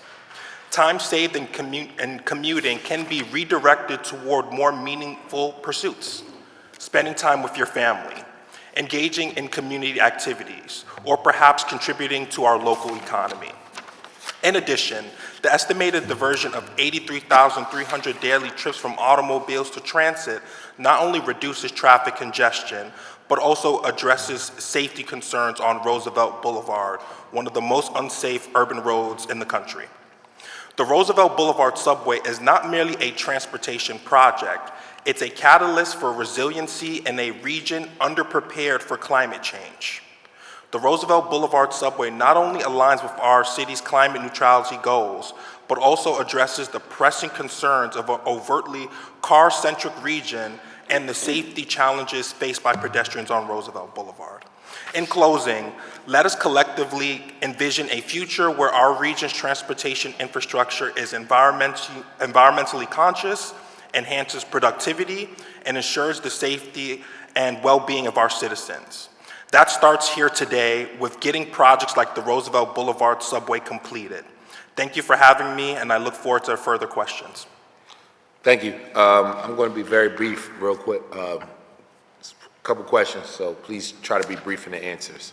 Does the city have any appetite right now for a shared zip car program? Have you spoke to anybody in the admin about looking at using Zipcar or a model like Zipcar to be able to offset some of the things that we're doing around fleet and car usage right now currently? We've had informal conversations with members of the administration and members of the city council, and there was an RFP issued, I believe 2 summers ago, I want to say 2022, but I believe it expired and it was never acted upon. We welcome the opportunity to re-engage in those discussions. And Sure. So I'm not making a push for Zipcar. I want to be clear because folks from the administration is here, but we do want to explore the concept of what does it mean to have a shared car program, if that can put us in a position to be able to further our agenda around less cars and carbon neutrality. So thank you for that. I'm like 98% in support of the Roosevelt Boulevard project as it relates to the subway going all the way up to the Northeast. I went to Frankfort High School. I spend more time in the Northeast than probably what most folks know. Let me give you my 2% hesitation. Who's paying for it? So for a project this large, we would have a federal package. So most of the funding for the Roosevelt Boulevard subway would come from the CIG grants from the Federal Transit Administration. And for a project this big, and because our region lacks large mega projects, we probably could get anywhere from 65 to 75% of a federal match for this project. So we would largely be from the federal government. That's why I'm 98% there, because I know the federal government isn't going to do 100% as far as paying for it. Who offset the rest of that cost? Is it the state, is it the city, or is it the private sector? So there's a few ways to do that, Chairman. Number one, we could have a situation where, of course, there's a partnership between the city and the Commonwealth, the state, or there's actually programs from the Federal Transit Administration, US DOT, like TIFIA 49, where we could get low interest loans from the federal government. So there's multiple ways to have a federal aid package for the Roosevelt Boulevard subway. The important thing is actually getting it there and getting it shovel ready, which we now have the ability to do because of the $2 million grant that we got about, a week and a half ago. To elaborate on that, we got $2 million to do NEPA studies. So once PennDOT has is able to move forward and choose a locally preferred alternative, we'll be able to fully study that and send that to the federal government, the FTA, to move forward and talk about these funding packages. Well, congratulations on that grant. Please push them to get us as many federal dollars as we can for that specific initiative, and whatever the federal government doesn't pay for, I'll volunteer Harrisburg to come up with those dollars, because, things are a little tight for us on the city level. But in all honesty, I do commend you for the work you've done, you and your entire team.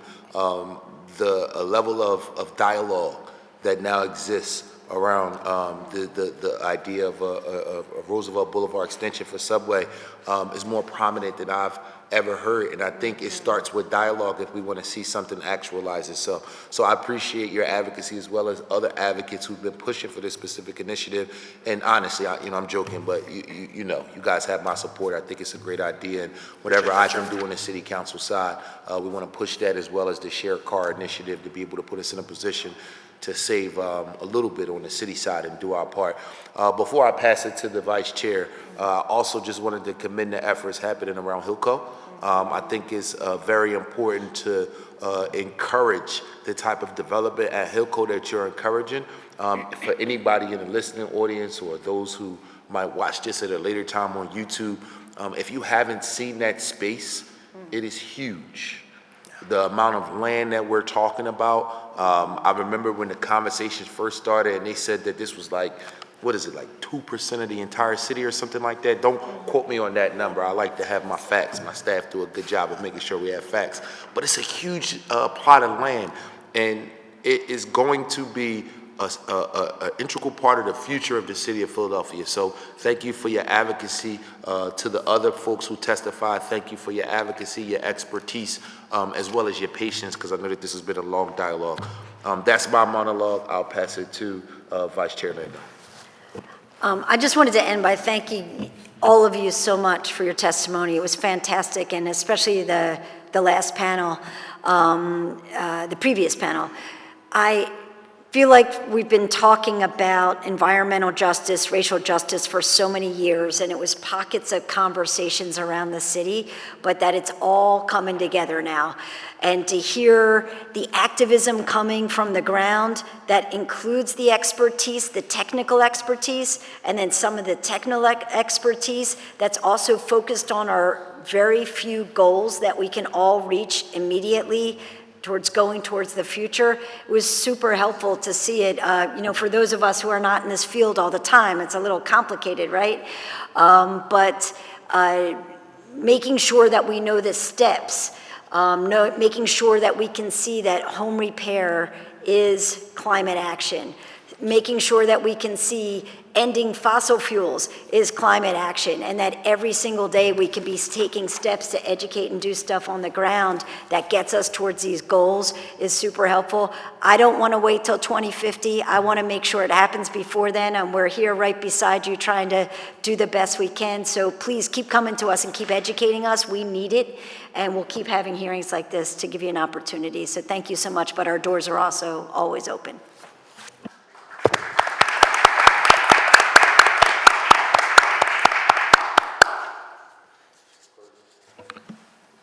That concludes public testimony on the bills today. We'll now move to public comment. If the clerk's office, if the Sergeant at Arms office can set that up. Ms. Bond, Mr. Ballinger, Connor D., Peter Furch, and Mitchell Shannon, if you'll come forward. We'll hear from you in that order.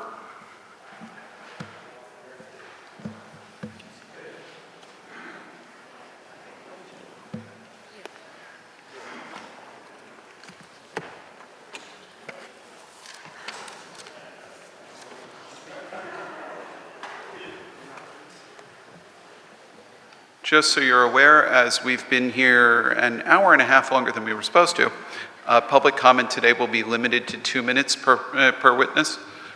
Please confine your remarks to 2 minutes. We'll cut you off after that.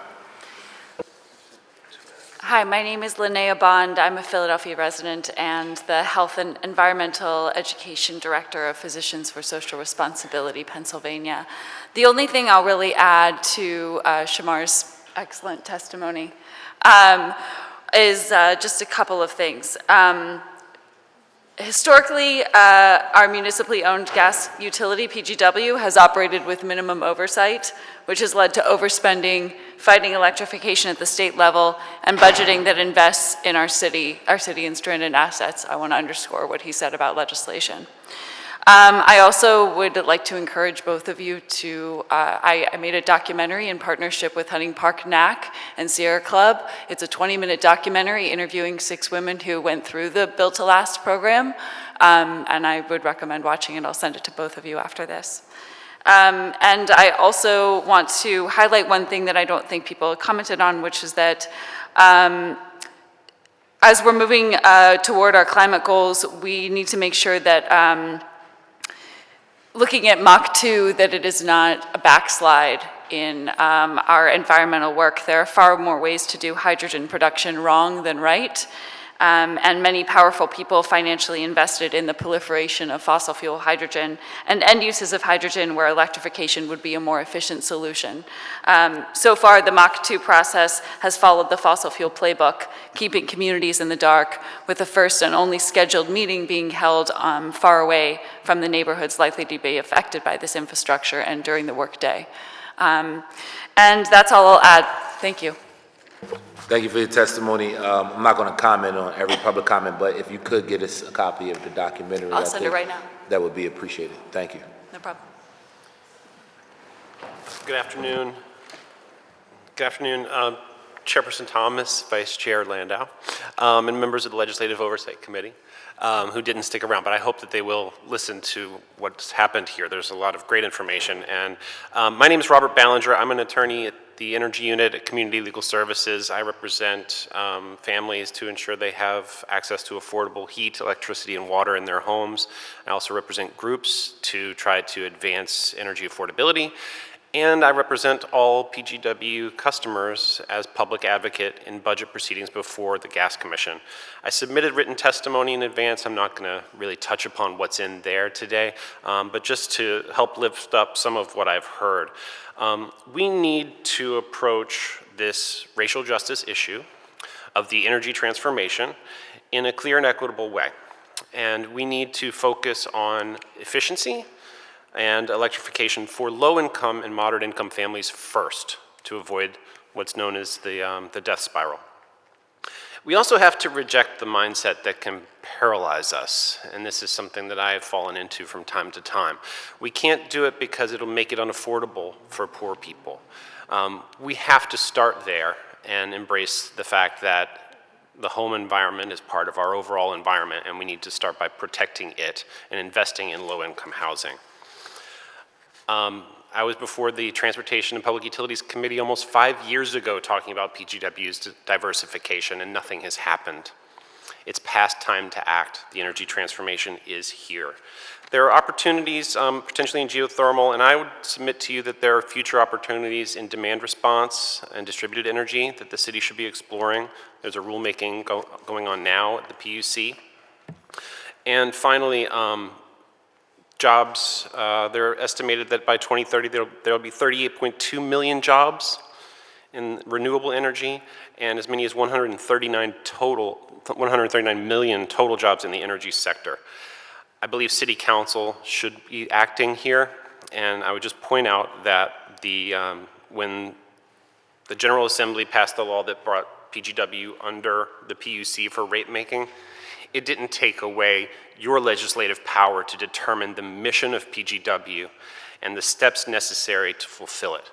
And I would look forward to working with you, as I have with many people in this room, on that issue. And with that, I'll hand it off.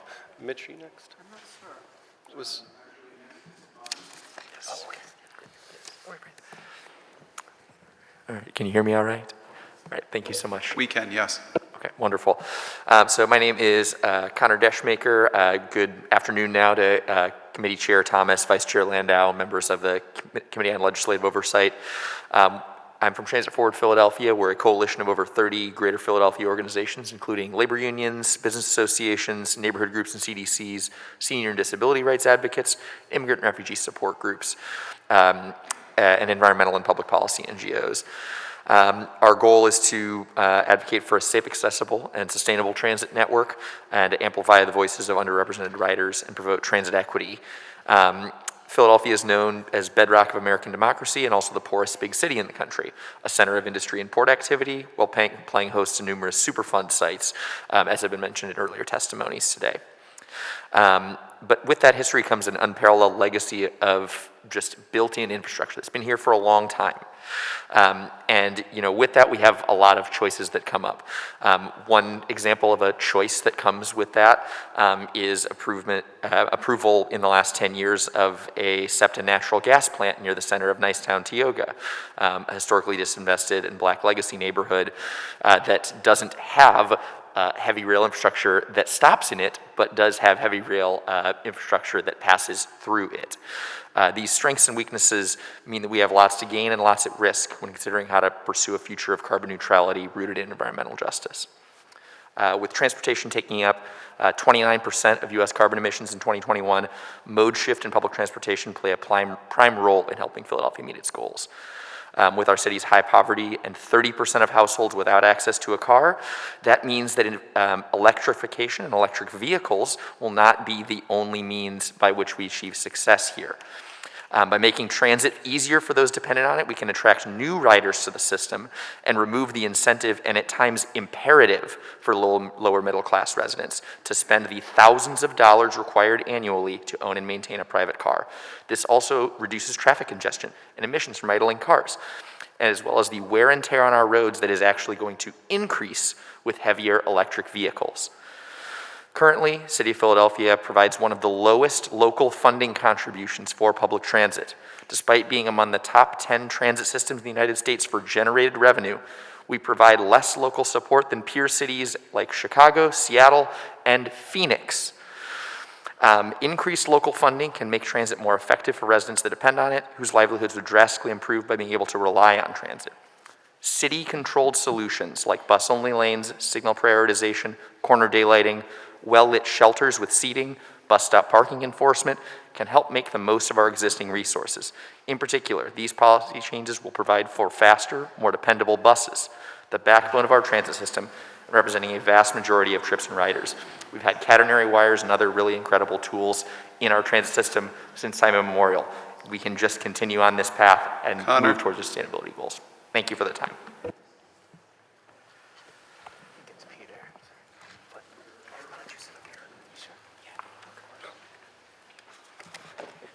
Hi, good afternoon. I'm Peter Furch, resident of Philadelphia, with part of Power, but speaking just for myself today. And I first want to thank Congressmember Landau and Thomas for pulling this together. This is great. My comments might be a little disorganized because I didn't prepare anything ahead of time. I wanted to listen to what everything had to be said and then kind of pick some things to comment on that. I think we got some really great testimony today. You guys got a lot of things to think about. So I just want to kind of emphasize a couple of things. And one is that what has been achieved so far has been low-hanging fruit, right? It's been the easy stuff. We took credit for PICO converting from coal to gas, right? That really wasn't anything that we did, right? We benefited, from that. Right now, PICO has absolutely no plans for the next 5 years of changing their fuel mix. And right now, it's 0.5% solar, right? So we're not going to get any more benefit from changes from PICO. Power, we are actually working with the PUC and with PICO to try to get them to up that. We'd welcome you to come and testify if you'd like. But you had asked, what can you do?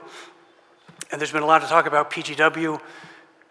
Why is PGW in 2025, why do they have $20 million in their budget to build more pipelines, right? PGW should be legislated to stop selling gas. Why are they lobbying the Parks Department to get off the steam loop and put natural gas burners in the Parks Department? That should stop.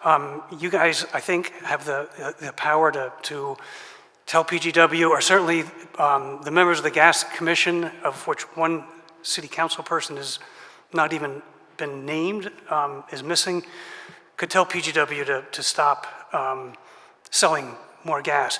We could legislate no gas in new buildings. The Temple professor mentioned that 20 million tons, I think it was, of greenhouse gases are emitted by Philadelphia.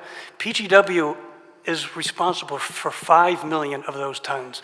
A lot of that gets represented by building, right? A lot of the buildings are burning natural gas, so it comes out in theirs, but PGW is responsible for that product that's being sold that's causing that. Ban gas in new buildings. Require green building materials. We talked about the cost of, again, the professor talked about electric arc steel versus coke steel.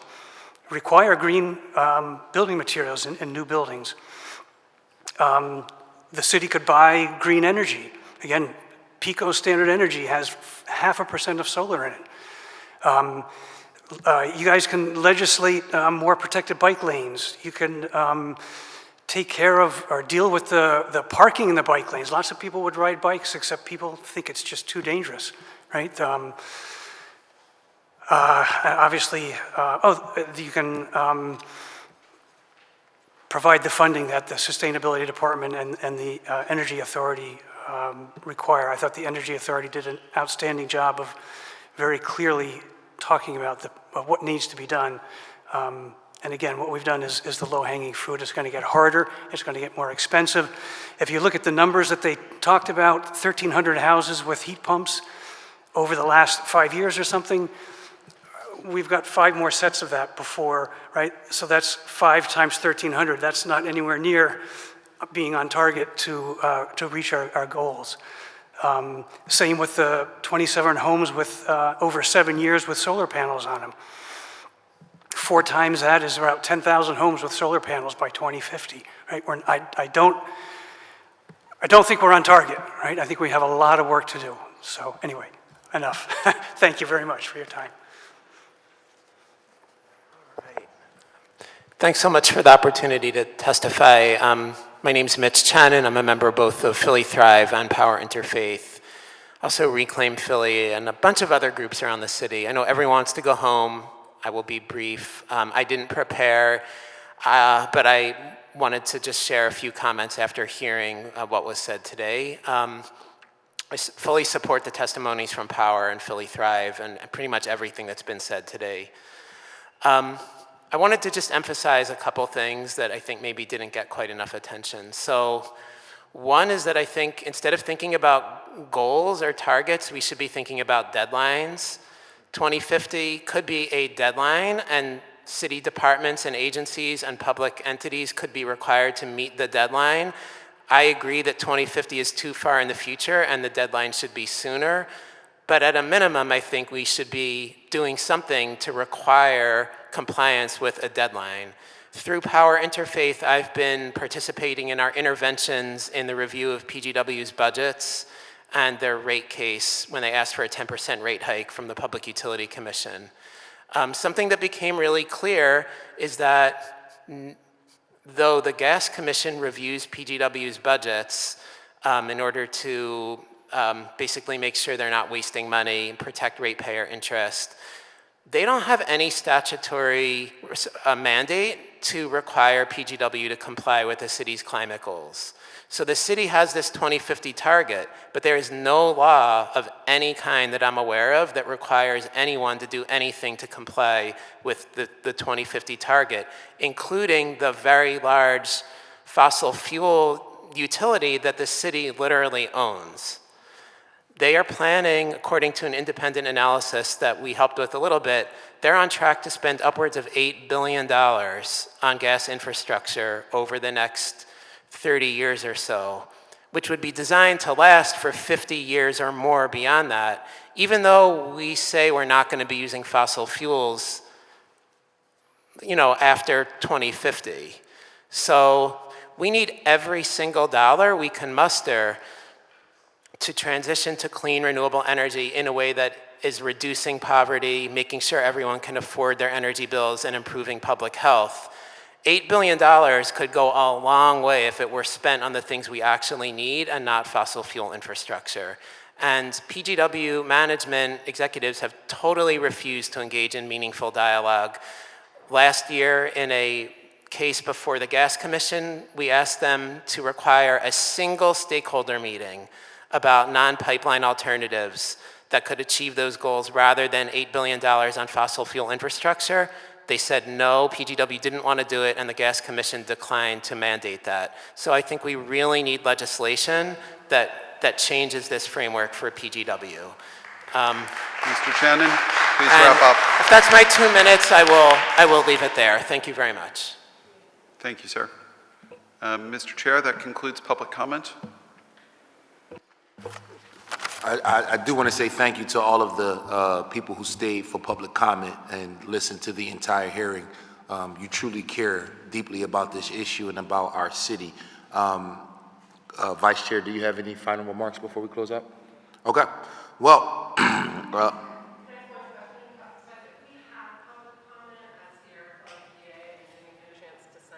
so let's do this. Because I can't do it that way. How about if you come up, say your name for the record, ask your question, and let us answer your question on the record. Okay. Cool. State your name for the record. Emily Abendroth. Okay. And what was your question? My question is that I am both a member of the Sierra Club, the program manager for Philadelphia Climate Works, and the Sierra Club of Pennsylvania is also a proud member of the Here for Climate Justice Coalition, which stands for Housing Equity Repair and Electrification for Climate Justice. A number of the orgs that already spoke today are also part of that coalition. And as a member of Here for Climate Justice, I want to echo what so many others have said around the need to allocate $5 million in the budget for the Build to Last program. This program, as many have already named, would allow for more long-term residents to stay in their homes while also addressing energy efficiency and expensive public utility bills for low-income residents. Mr. Thomas, one of the things that you were asking early on, Councilman Thomas, was for examples of what people are doing in other places that this city should be considering. When we put together our testimony, we put together a bunch of examples and links to those examples, as well as some things that we think that the city should be doing. What you can do is you can submit your testimony for the record. Yep. We will collect all that information and we'll consider it.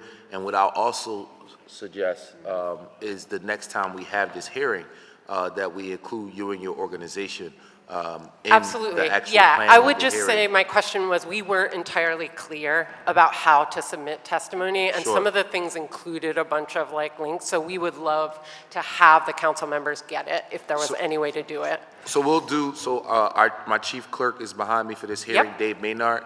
You can have a conversation with him when we adjourn the hearing to be able to give us the testimony for today's conversation. But, I mean, clearly you've been here the whole time. You could tell by the energy of the council members as well as some of the advocates that are here today that this is probably going to be a series of conversations, right? Like we were serious. I got a whole list of people that we're going to invite the next time we do this. So PGW is clearly at the top of that list. PICO, schools, I don't know where I put it. I don't want to start naming and miss people. No, but you're awesome. based on today's testimony, the Navy Yard, we're going to have the school district. We're going to have a list of people that we invite to be a part of this conversation as we move forward, and we need to do it in phases because we have these subsectors of government, we have these organizations and community advocates, and clearly based on today's conversation, it's a huge appetite for it. So I can assure you that this is just the beginning. We're going to continue to push this issue through the Legislative Oversight Committee, both myself as the chair as well as the vice chair. We have a huge appetite to really try to put a dent in this problem, and we want you all to be a part of the conversation because you're the advocate. So get us that information. Deeply appreciate you and that appetite. Absolutely. I think all of us are here because we have that appetite also. Yeah, So thank you so much. Thank you. Let me say thank you to the council staff as well, too.